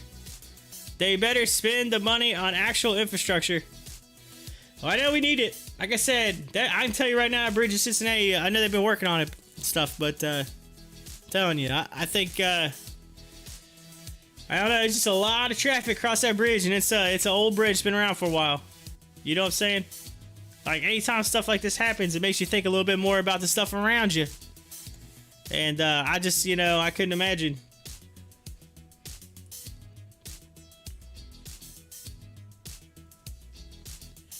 They actually did some work on there's another bridge in my area.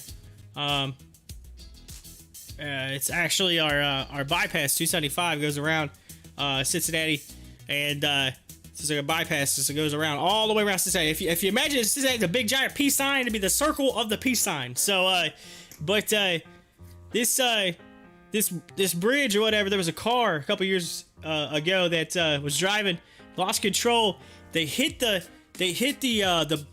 barrier of the side of the bridge, and the way they hit it, it shot the, I mean, it was just a weird accident. There was a wreck and the car just did this weird little foop, jump up. I mean, like, it like ramped the way it hit. I mean, they literally said they never thought in a million years this could ever even happen. But the way that the car went, I mean, it was just like weird. It ramped like the concrete wall, went over, flipped, and literally went off the bridge down into the Ohio River. Obviously, a person in it died. I would want to say I hope that they passed away before they went down, but they went into the river. And how they saw exactly what happened. There's a house that was on the Kentucky side, in Kentucky, that looks at the bridge, and they had a security camera, one of them Ring doorbells or whatever, I guess, on the front of their door. And it happens to be looking at the angle of the bridge, and it caught the car falling off the bridge. Like, they still have the video. You can actually, like, probably Google it and find it. But this car just right down into the water. They looked for days, but because of the current and how heavy flow of the river and like just like recent rain and a little bit of flooding and stuff that was going on, it took them 3 or 4 days to actually find the car. You know, obviously the person that passed away was inside, but like they fixed the barrier. Like, they actually like raised it up a little bit, the barrier, to try to prevent that from happening again. Because like, again, it never should have happened, like, in the first place. But it was just just like a weird thing, you know. It's like things like that happen. So I don't know, when that stuff happens, it makes you think about everything a little bit more. It really does. Rebecca says, I'm kidding. See, Rebecca, you're on a delay. I don't know. I'm not sure what you're kidding about, but I think you're kidding about the infrastructure. But when it says, when have you ever seen a building fall, randomly fall? Oh, Jason just messaged me and said, crap, I stepped away. We were just talking about you. Oh, man.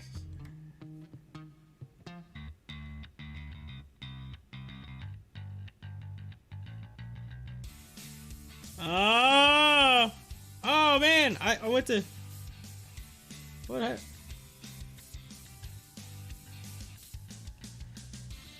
Oh, man.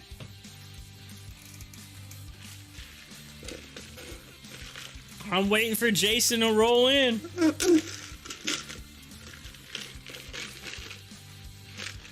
Oh, when's Jason gonna roll in? Brian says that building looked like it imploded. Well, it literally, like, if you look at the one picture, it looks like the building just got cut right in half. Like, this part of the building fell and this part didn't.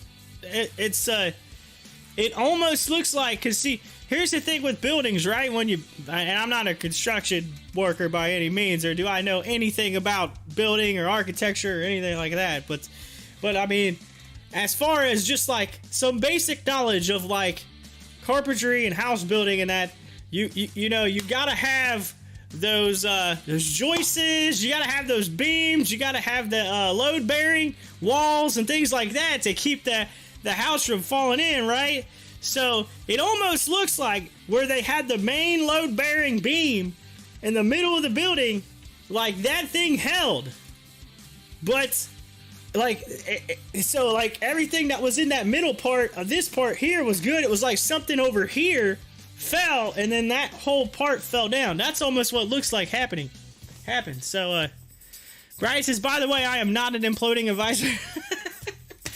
I got you, but yeah, that's, I mean, at least from the video I seen and for the picture that they have where the, like, so you have the one view and then the other view is actually looking right at it, right? Where like just, I mean, it almost like took a saw and just right down to, and it just, this part of the building's just hanging there. But, man.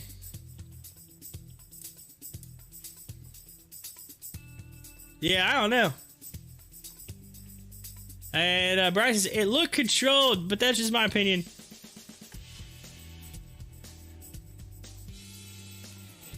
I don't know, I'm gonna look at it again. I'm gonna look at this thing.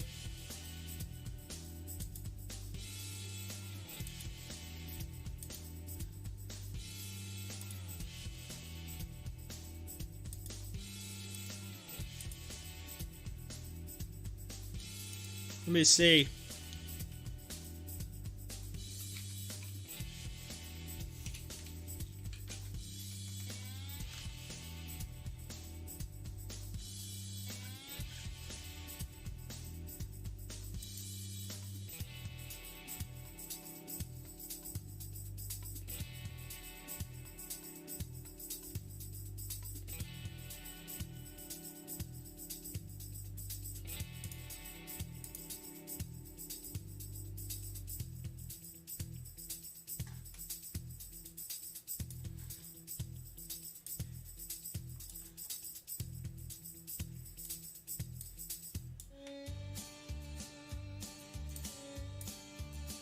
Alright, I'm gonna pull it up.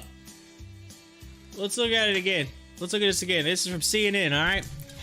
So let's look at the building like so it just so here's the one thing is I don't think this building over here is connected to it. I think this is a separate building. I think it's just this building. Because when you look at it at the other picture that I have, it only shows one building through here. You don't see this one. So I think this one's actually just kind of like, I don't know, I guess like a pin in bowling. They call it with a sleeper pin. I think it's just kind of like in front of it. You know what I mean? And so what you're seeing is an angle, and I don't think that's the same building. Oh, maybe it is. Never mind. that's the part of it. Okay, never mind. Now I see it. So this is the part that's up. This is the part that goes down. All right, I see it now. That answers my question.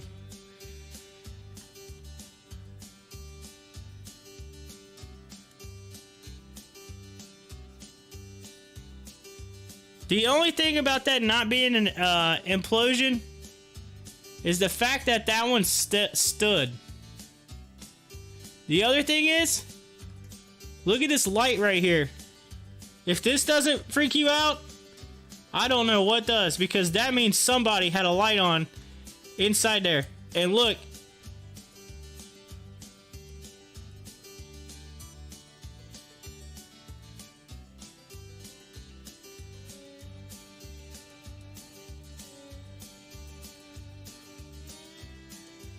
There's literally a light. Look at it. It disappears right there. Look.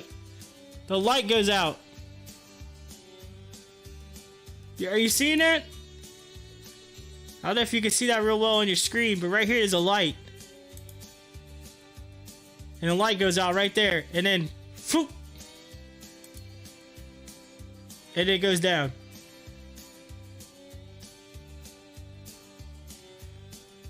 That's just...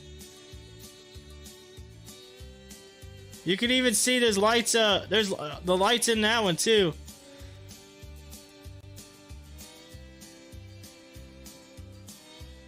See, they cut to it and it was already going. They cut to the video late. Ah! You want to see it before it.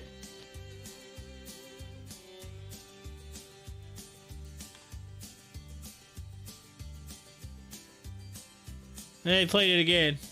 I don't know. Let's see here. There's no way a building can just fall out of the blue after standing for years unless it is severely neglected and should have been evacuated. Anyway, so here's a picture before and after, I guess, of what the building looked like. And now here's what it's showing now. Of course, it's two different angles, but you can kind of see that it just... Yeah, I don't know, we gotta remember this video. According to this, the building was built in 1981. So, you know, there you go. Working on 40 years. Or actually, I guess it would be 40 years.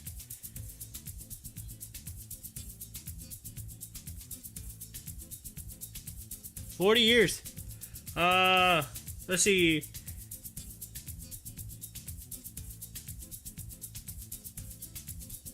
Yeah, I don't know. I mean, that's the thing. It's just the weird thing is that light. That you see that light on. That light indicates like there's got to be somebody there, because the rest of the lights were off unless that was, you know, a light to the hallway and it had a door open, but and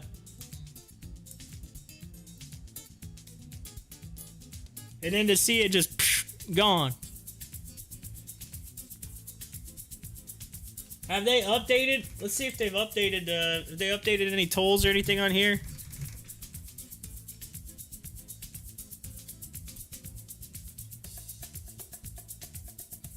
It says right now, this is from the Wall Street Journal. At least 51 people are unaccounted for. Says Miami-Dade. Hold on, I'm trying to turn off the sound so it doesn't go across. Says Miami-Dade Commissioner, 37 occupants have been pulled from the building and its rubble. So 37 people have been pulled from it. They're saying at least one dead and there's 51 unaccounted for. So that's the thing. There absolutely has to be more, I would say, than one. I mean, 51 people are unaccounted for. 37 occupants were pulled from the building and its rubble. So you got to remember, because there was one part of the building that was still up.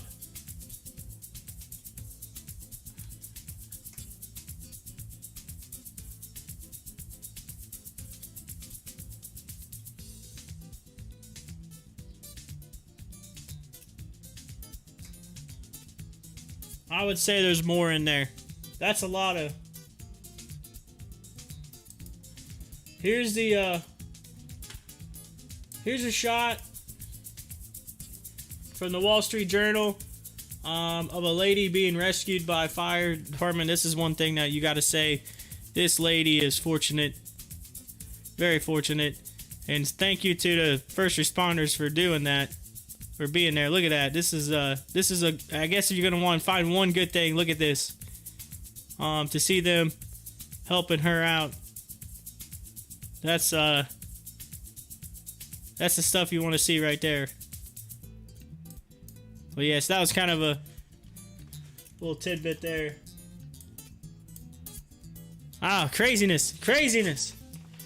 Yeah. Let's see here. Brian says the owner of that building is going to jail. Yeah.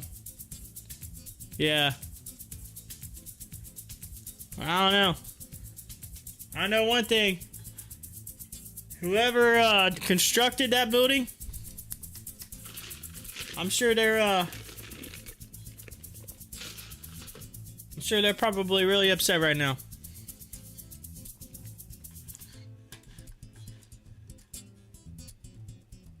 BuzzFeed going public via a SPAC merger.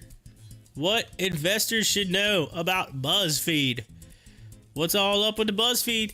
BuzzFeed! Digital content and commerce company BuzzFeed is going public in a SPAC deal, bringing a portfolio of brands aimed at millennials and Generation Z to the market. The SPAC deal, BuzzFeed is merging with 890 Fifth Avenue Partners Incorporated, which is ENFA, in a deal valuing the company at $1.5 billion. As part of the merger, BuzzFeed is also acquiring Complex Networks for $300 million. The merger is expected to close in the fourth quarter, with the company changing the name changing to the name BuzzFeed Incorporated with the ticker BZFD. So there you go. Public shareholders of ENFA will own 16.9% of the company after the merger. This is about BuzzFeed with its own brands. BuzzFeed is a leading coverage several key sectors in digital media. Basically, the company's key brands include BuzzFeed, Entertainment Culture, Complex Entertainment Culture, BuzzFeed News, which is news, Huffington Post, which is news, and Tasty Foods. Emerging brands for the company include As Is Beauty, Bring Me Travel, Goodful Health, Nifty Home, and Playful for Family. The company ranks number one in the market share for time spent by Generation Z and millennials. Over 73% of this target market reads content from the company's brands each month. The company's brands get 806 million minutes from visitors monthly. BuzzFeed has grown through a series of acquisitions, including Huffington Post in 2020. The company has partnerships with Verizon Communications and Lionsgate Entertainment. Growth ahead, BuzzFeed plans to continue to leverage its strong brands and creators in media to help monetize its portfolio. Let's see. One area the company is focused on growing its commerce revenue. The company sees the higher margin business segment hitting 31% of total revenue by 2024. The company's partnership with Lionsgate could lead to content being turned into television and movies, diversifying the company further into the media segment. Financials: the company is forecasting revenue grow 24% year over year to $521 million in fiscal 2021 and 26% year over year to $654 million in fiscal 2022. Revenue is expected to grow at a compounded annual growth rate of 26% from fiscal 2020 to fiscal 2024.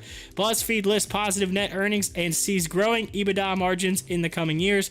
Revenue was split 48% content, 41% advertising, 11% commerce in fiscal 2019. Shares of ENFA are up 1.02% to $9.88 on Thursday at last check. Check that out. So there you go. That's actually some dang good numbers right there. I mean, 24% year over year growth. That's craziness.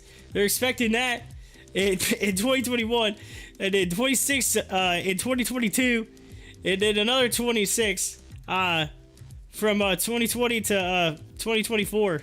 On compounded annual growth. That's crazy. That's a lot of growth. That's major.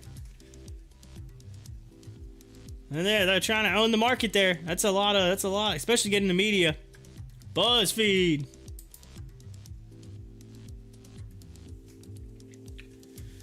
All right, y'all. I can hear I don't know if you can hear. I heard my dog in the other room. I think she's one out. I'll be right back. I know you're always like, man, you gotta let the dog out. You gotta let the dog out. It's Power Hour! By the way, we're into the last hour of the day. At least for the market is concerned. I'm still going to be here because we got BlackBerry earnings coming up in a little bit. I'll be posting that out here in just a little bit again. And get some more peeps to get ready for BlackBerry earnings. I'll be right back. I'll let my dog out. Be right back.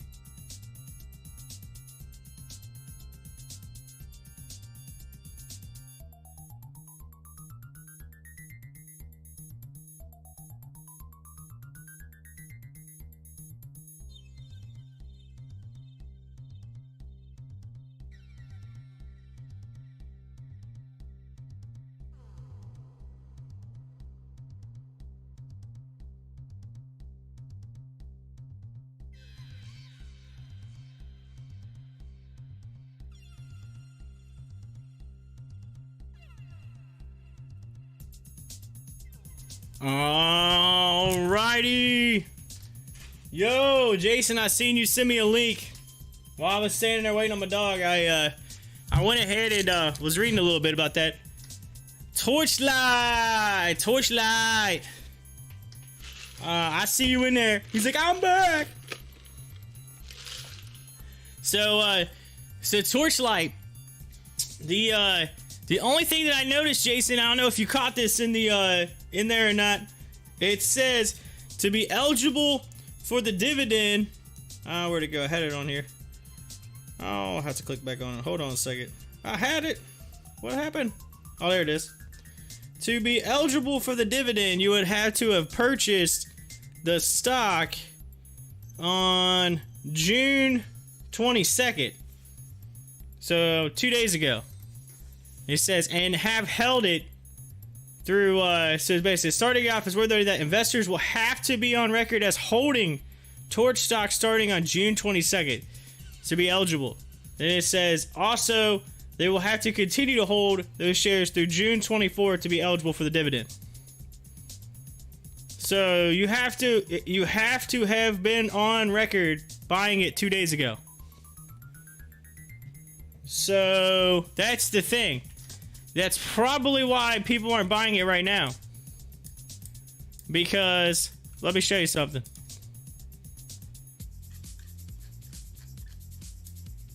Look at this. Here is the 22nd. Here is the day before. I'd say that article was from June 21st. And guess what? It says June 21st. Here's the 21st. The article comes out. All the buying pressure comes in. Everybody buys it. And then there was a whole bunch of selling. And people have not really done anything since buying it. So that's probably the issue and why the stock is going down right now, Jason. For that one little thing that I just noticed there. You have to have purchased the stock on June 22nd to be eligible for at least the dividend. I don't know about everything else, but investors need to know about the merger and what kind of dividend holders and Torch stock can expect. Starting off, is worth noting investors will have to be on record as holding Torch stock starting on June 22nd. So I'm saying that's probably, I would say, for the dividend side. That's the reason why that happened on Torch. That was the news saying, hey, we're going to pay out a big dividend. So, but you had to buy it by this date, and they all bought into it really quick. And then they sold, a lot of them sold off. And I'd say the ones that sold off were basically just people that were day traders trying to make money, and then they heard about it. Oh, this is going to blow up really quick. We'll just buy it real quick, ride it on up, you know, and then they just got right off of it, whatever. And then it's been sitting flat ever since, which is what it did prior to. So, and then I would say what's going to happen is it's going to sit flat, maybe drop a little, and sit flat until basically that happens, that merger happens.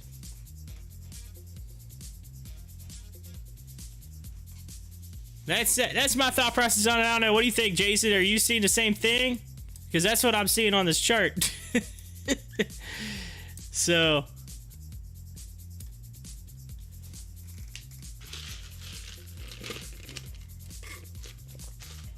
Jason's like, oh, good thinking, young Padawan. Good thinking, young Padawan.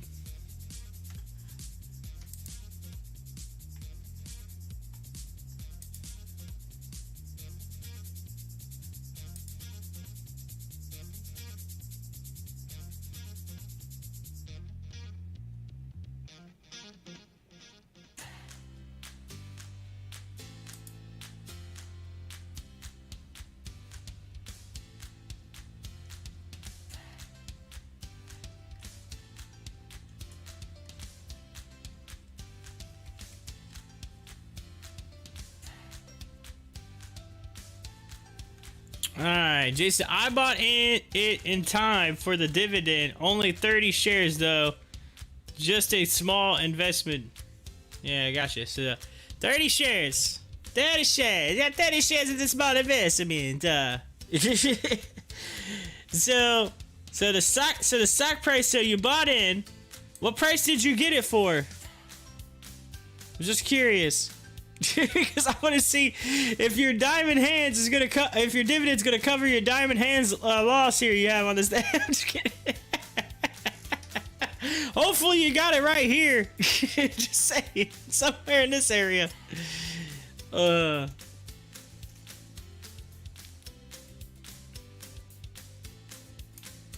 He's like, I bought torch before they lit the torch.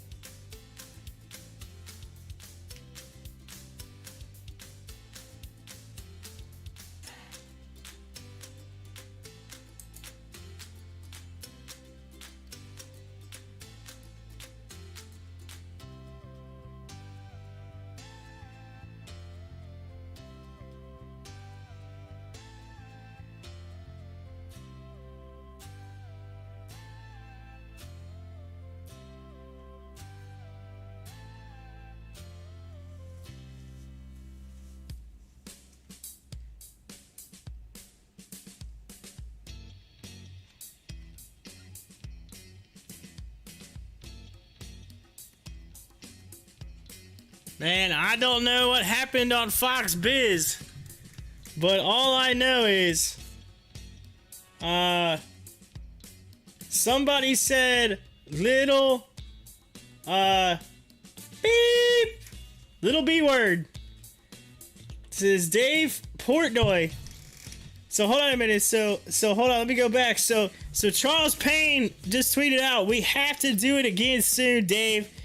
And Dave Portnoy responded and said, "I have our PR people and Fox show being like, so sorry, blah, blah, blah. I loved it. That's how you put bleep in the seats." And he says, "At Charles Payne, you little beep. Hashtag AMC, hashtag Diamond Hands." What? I don't know what happened, but all I know is somebody got called a little beep. Man. Sounds like it looks like some. Is it trending? Did I happen the one time I didn't watch Fox Biz? Did it blow up? Did it blow up?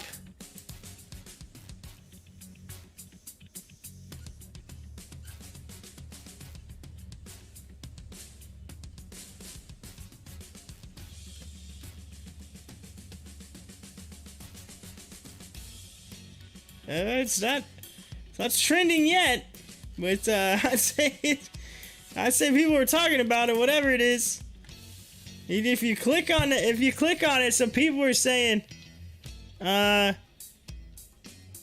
had no idea he sold. Wow, he really missed out on a lot of money." What did he give to him? Charles Payne called it like he saw it. This is what Diamond Hands is.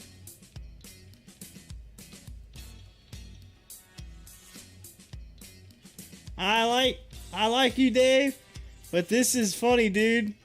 Paper hands.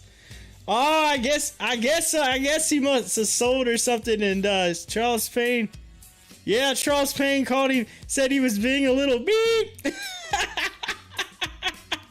I guess Charles Payne said he was being a little beep because he sold.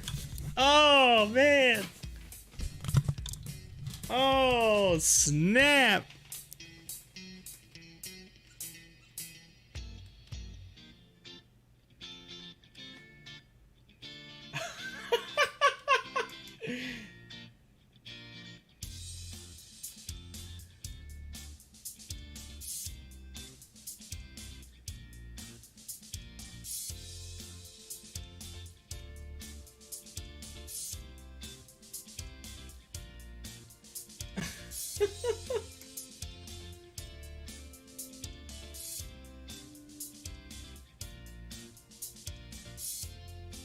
Oh, man.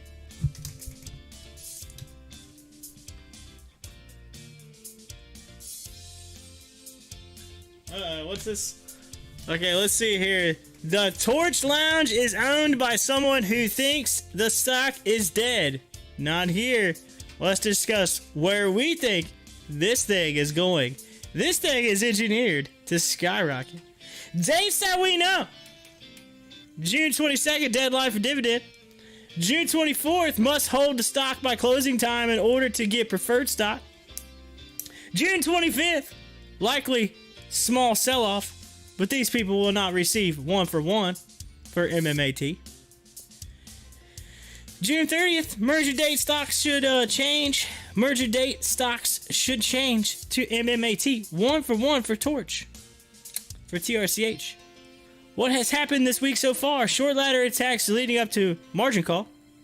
People panic selling because of the volatility and price dropping. Positive feedback loop of FUD and panic sells, which is, by the way, FUD is fear, uncertainty, and doubt. Hedge fund successfully mitigated a squeeze. What is still yet to happen? Shorts get forced to cover positions. FOMO. Dividends for those who did not panic sell and forfeit theirs. Owning a new stock of incredibly advanced company with patents that have endless use cases, along with a partnership with Tesla. And Jason, you have spoken. You have spoken, Jason. You have spoken. Well, since it's $4.84 right now, and it is pretty cheap, I mean, I might have enough to be able to get a few chairs here. I might have something in this here. Let's see what we got here. What we got? Or I could just go ahead and take my profit on JDST, which was that really long hold that I had. Take the profits and just buy in.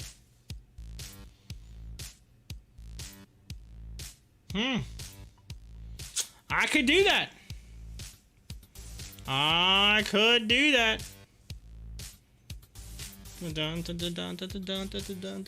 Although I did say I was going to hold that for a long time. I don't know. You're enticing me at 482 right now.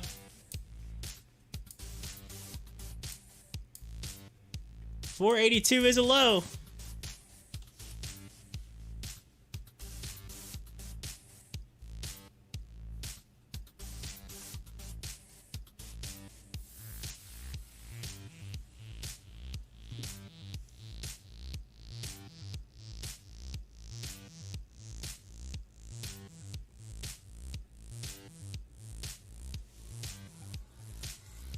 Jay says like 6 is a, let's see here. Gonna get you some link info. I bought it in time for the dividend, only 30 shares though. So small, so like 6 is some change. I don't want to be mad at you twice, Jason. Just remember, it's too late to get preferred. Just remember, it's too late to get preferred stock. Wait a minute, how is it too late? This thing says must hold stock by closing time in order to get preferred. That's June 24th. That's today's date. Closing time. As long as you're holding it by closing time. It is going down.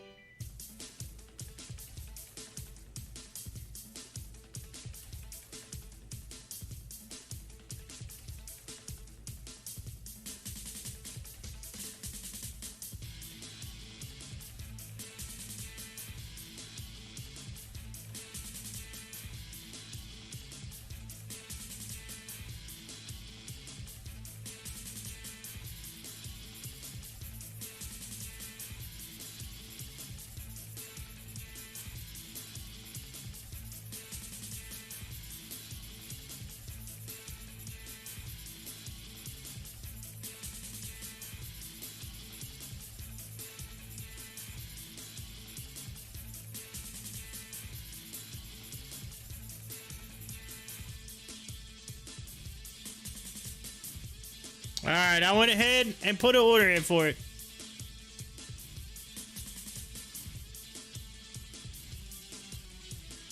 See if it takes it.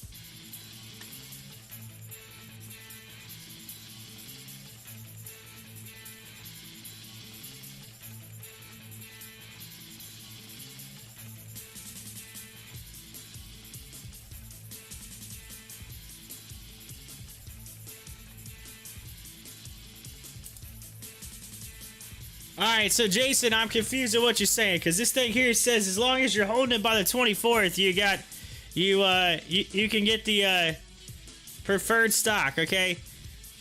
Please explain to me what this is, because I'm confused all of a sudden. I'm confused, just confuse me.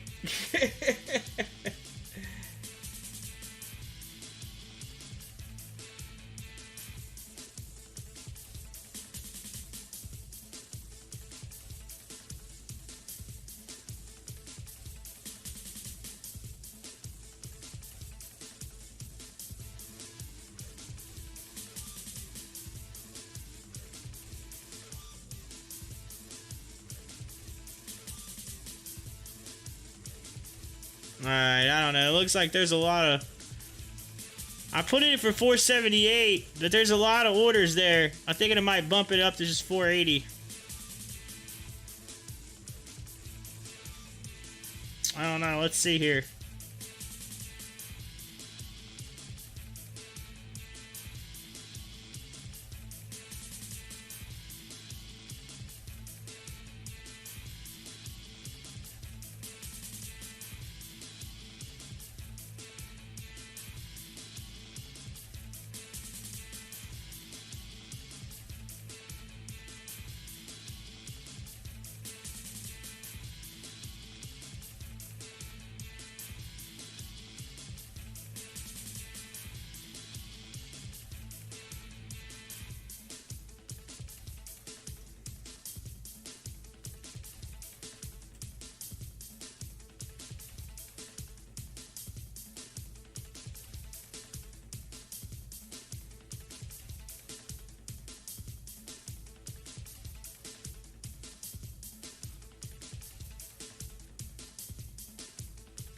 I bumped it up just a hair. Hopefully it takes it.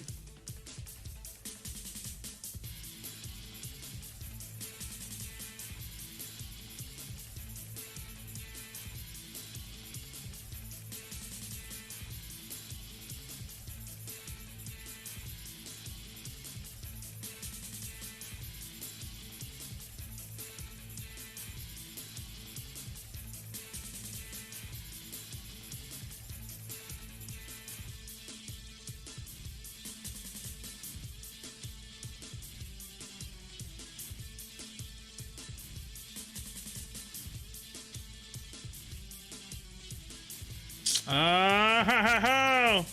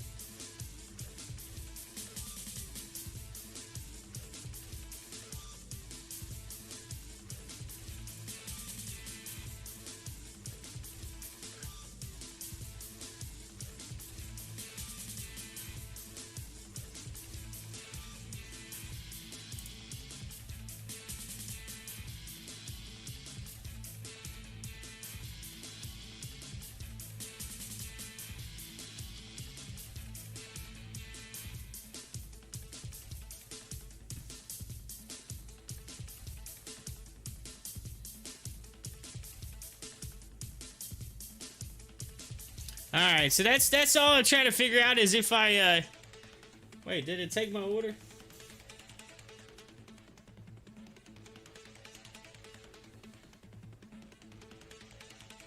Uh-oh.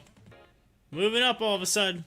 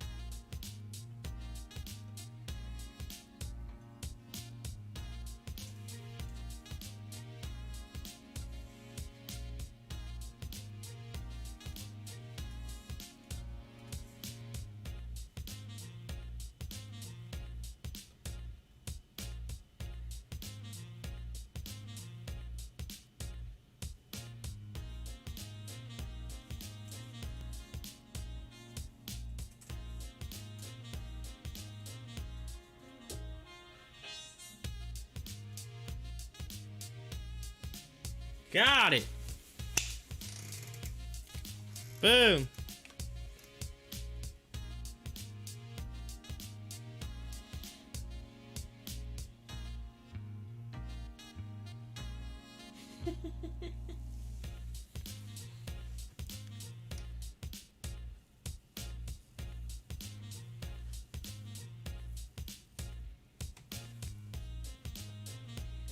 All right, that's it on me, Jason.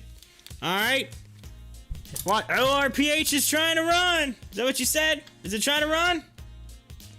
I got it at Torchlight. Yeah, hey, look at that. Jason, watch all of a sudden both of those stocks just end up taking off. And then we're all just going to be like super happy campers.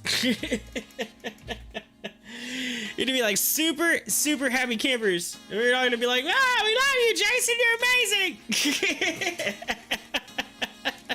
Everybody's gonna change their mind. All right. You talked me into it, Jason. You talked me into it. Hopefully you're not like a secret hedge fund manager just trying to take all my money. He's like, oh, I got him believing it all. Ha ha ha.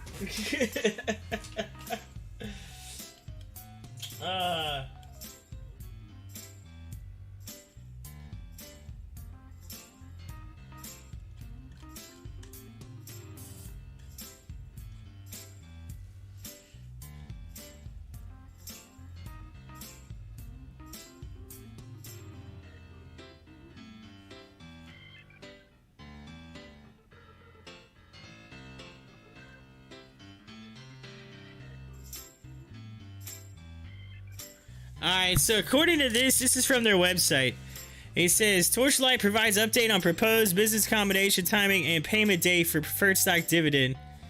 It says, Torchlight Oil and Gas Exploration Company today announced Torchlight and Metamaterial have agreed to extend the outside date by which Torchlight and Metamaterial must close their business combination transaction, the arrangement, to June 30th, 2021. The extension provides time for the June 24th, 2021 record date and the June 25th payment date of the special Series A preferred stock dividend declared on June 14th to transpire. The payment date for the Series A preferred stock dividend will be June 25th. The company expects to close the arrangement no later than June 30th. According to this, that's what they said. That's all they put on their website. Jason, let's see, who is it? Yep, then Jebecca can have my babies. Yay! Yeah, I'm a hedgie that sends you a pic of me and my kids while wearing a I pooped today shirt. That's why they got you this shirt. because you were a hedger, you got burned on AMC, and you got burned and you're mad at me, so I said, ha ha, you got burned, so we're buying you an I Poop Today shirt. It's secret, it's your secret life. No, I'm kidding. Jason's got me going. Got me going in.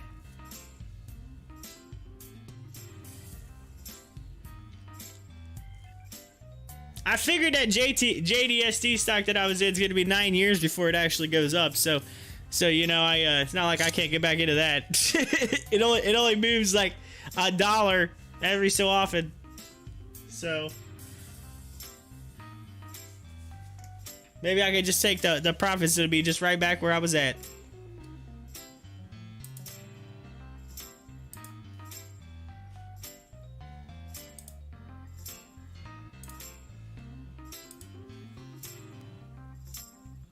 Yo, y'all seeing fake token right now? It's over 8. It's over 8. Just saying, it was 4. It was 4 the other day. It's over doubled.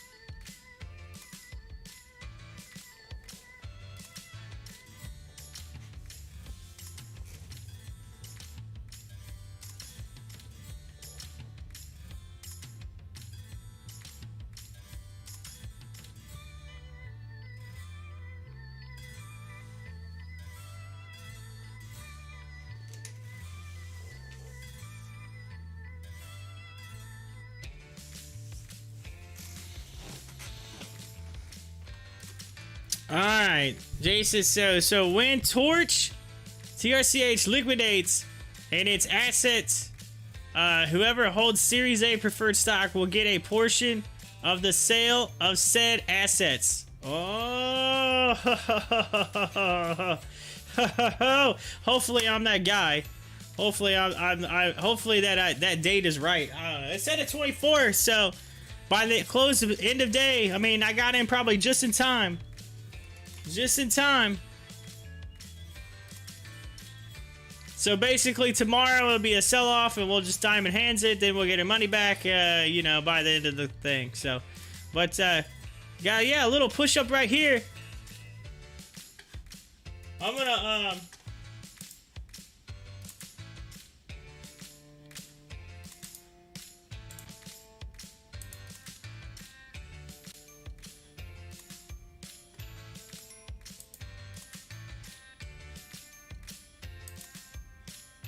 I gotta post out really quick. I gotta post this out really fast.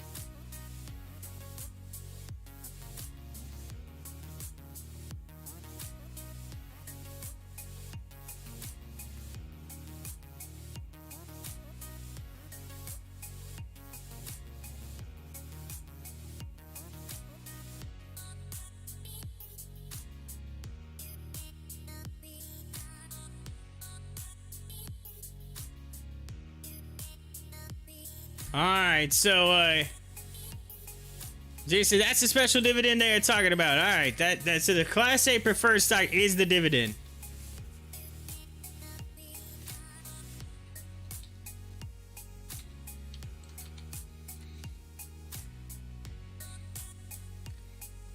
Alright, so basically anybody buys it right now. Anybody gets in there, that 100-some million, if you get in there now, you're getting it. You're getting it done. Come on. Jason, did you ever refuel an AF1? Look at you guys. Right back to it. Right back to it.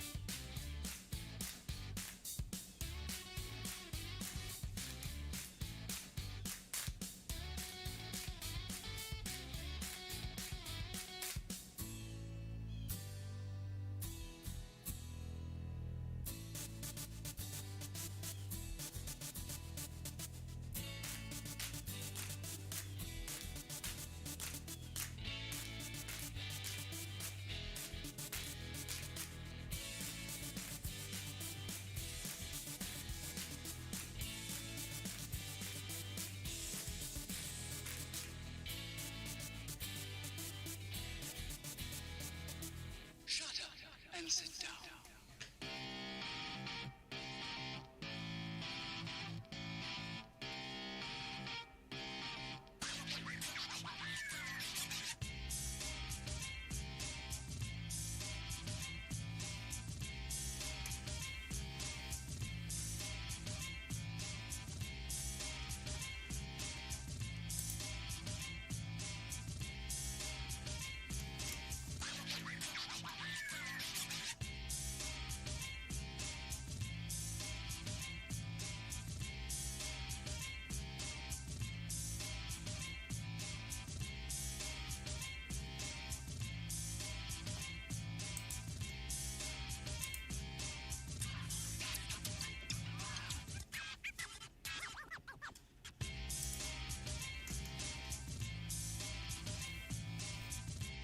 Alright, so let's see here. Ryan says, don't make me talk about FMC rates and whether or not the parts NRTS causing an NFCSS supply issue while still attached to the Eglin the last year. I was there. I was actually shift supervisor at Duke Field, which is Reserve AFSOC base on about 30 minutes north of Elgin or Eglin, or however it was, Eglin, sorry. I did say they had AFSOC MA-130. I mean, you guys are just military lingo, jargon, y'all just going to town. Going to town right now. Going to town. Had lots of three-letter agencies working from there. Just keep going. Just keep going. Keep going with your convo up in there. Yeah. Alright, y'all, so, I'm gonna, what we got here? We got 8 minutes. We got 8 minutes left, by the way, of today. Market close on the imbalance is 227 mil to the sell side. Real quick to give you the update of what's happening. All right, so BlackBerry earnings is coming up. All right, it's coming up. I will have that for you, ladies and gentlemen, along with hopefully Jason, hopefully Brian, hopefully Rebecca, hopefully all of y'all that are listening right now in here. Hopefully we will shatter the record. Hopefully we'll break the record today. I think it was 298. If we can get 300, I just want to see 300. If we can get 300 people on here for the BlackBerry earnings, I'm gonna go bananas. And keep in mind, today is my anniversary, so y'all gotta give me an anniversary gift up in here, and bring in as many BlackBerry people as you can, and pump them up. Tell them to like it. Tell them to subscribe to it. Tell them we need. Hey, just think about it. Just think about it. For all the ones that haven't subbed, if they come in and they was to sub, if we could get literally the majority of them to sub, all right, today, I would be super close to hitting that goal. I'm so close. I could taste it. I'm almost halfway there. That would give me at least a giant portion of the way there. So come on, we gotta get people pumped up.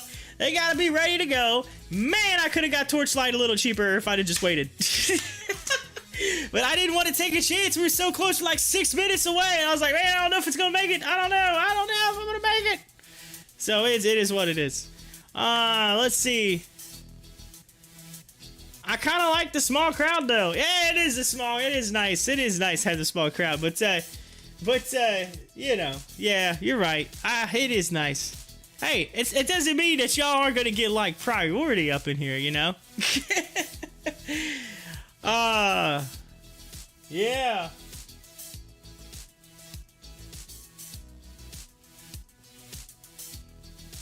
Da da da da da da da da da da.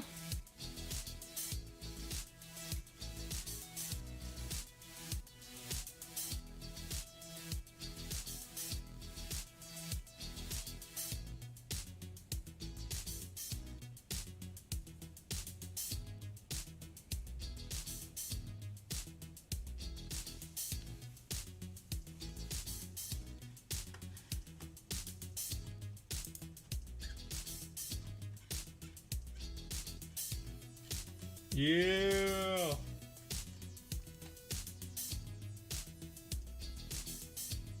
Ah ha ha ha! We're at 5 minutes. 5 minutes. Wish is moving up. I know we've been talking about it. Wish is $14 right now. Wish is moving up. Let's see here. Are these two cryptos making a bullish reversal? Which two cryptos are they talking about?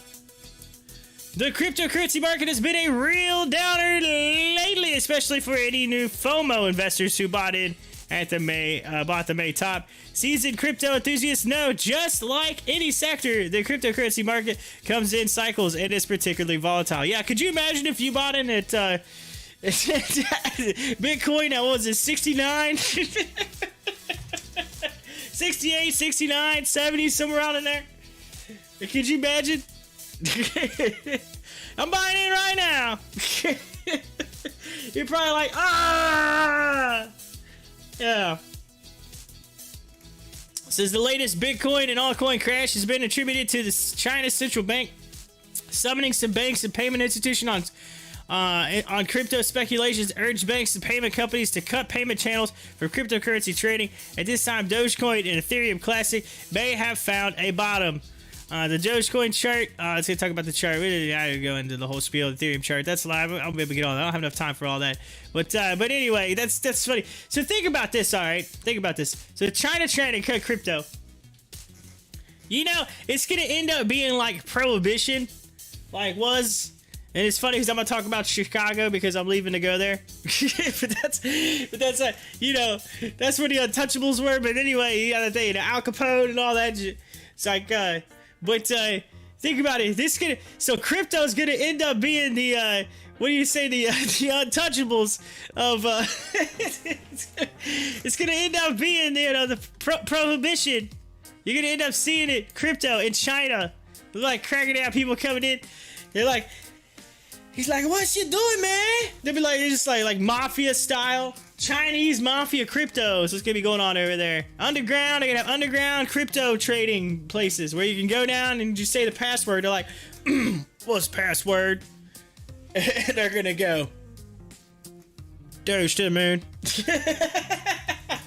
Yeah, you're in. Come on in. Come on in. Come on in. What's the password?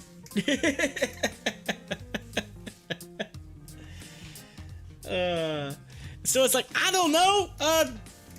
Shiba Inu, get out of here. Get out of here. Bam! They like throw people out. You had too much. What? You had too much crypto time. Too much crypto time. You're out of here. You're out of here. Yeah, I know y'all are seeing that. You're envisioning it in your head right now. You're thinking about it. You're like, you know what? He's right. He's totally right. That could happen. What? All right, Jason. I'm less than 2 minutes away now from being a potential, hopefully preferred stock Torchlight owner. All right. I'm getting there. I'm getting ready. This is gonna happen. This is gonna be huge. It's gonna be huge. That's what I'm talking about. All right. Let me see something really quick.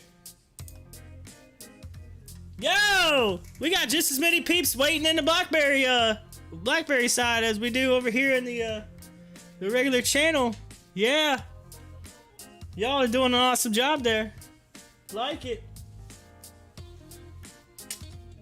Alrighty.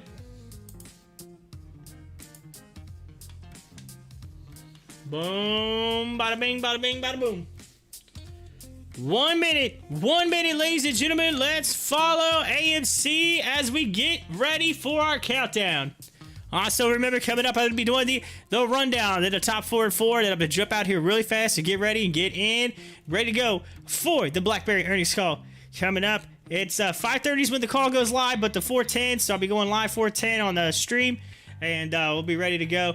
And then I'm going to do the annual meeting. I'm going to play that. It's like 48 minutes, and then we'll have about roughly 30 minutes left until the BlackBerry earnings call. We'll have that coverage. So, here we go. We got, ladies and gentlemen, 20 seconds. So, 20 seconds. And, ladies and gents, let's get into the countdown. And 10, 9, 8, 7, 6, 5, 4, 3, 2, 1. Ding, ding, ding, ding, ding, ding, ding, ding. Ring that closing bell, ladies and gentlemen. It is 4 p.m. on this June 24th, 2021. Yay! My anniversary date. Anyway, I know y'all heard that a bunch of times, but yeah, woohoo! And we have reached the close of the day at AMC. Closing the day down 2.78% at $56.68.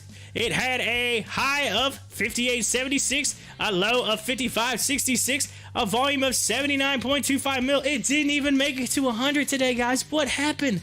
What is this volume? Come on, apes! Wake up and get your bananas! Let's go. GameStop, moving on. It's down 3.16% at $212.40. It opened at $220 and had a high at $227, so it went up to $227, came back down. It's at $212, finished down 3%. And ladies and gentlemen, what is going on with GameStop? Somebody wake up the apes. Get them in here. Get them in here. All right. HOFV had a pretty good day, up 2.45% today. 460 went up to 470. Hit that mark real close. I keep telling you, at 470, 471, that's the top. It keeps hitting. We just need to bust through. We need to bust through.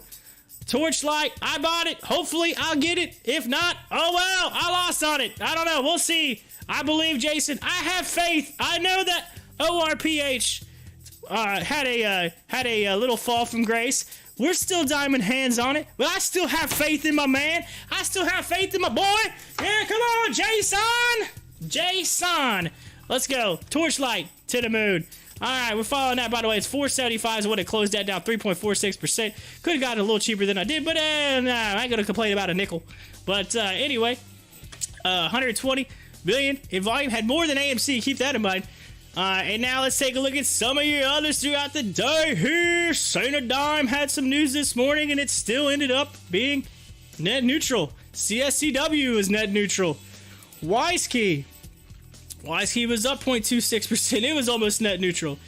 Anyway, let's look at BlackBerry. BlackBerry, yo, we got the earnings call coming up here in just a few moments. Actually, the earnings call stream. The call will be at 5:30, so keep that in mind.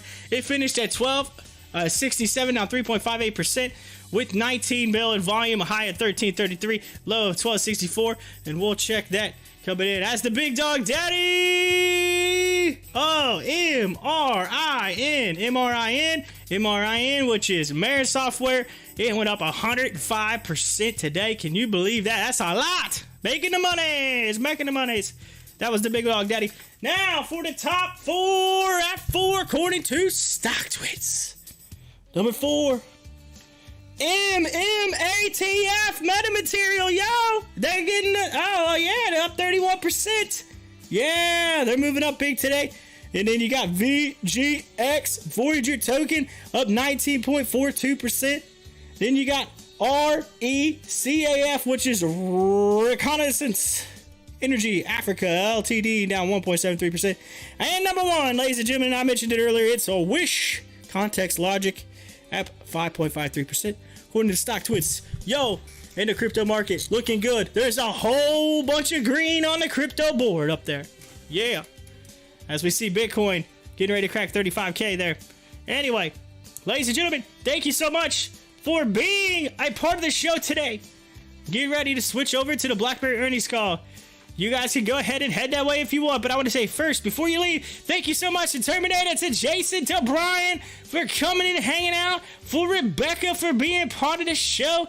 Y'all rock. FC09 came in today. Carlos was in here. Yo, you all get it. What? Thank you so much. As I continue to scroll up here, Hi-Fi came in too as well. Thank you, Hi-Fi, for hanging out. Yo, y'all rock. Y'all the reason why I do the show. Thank you for coming back. Thank you for being a part of my June 24th anniversary date right here on Pop the Chart. All right, y'all. I'll see you in the other stream. Bye.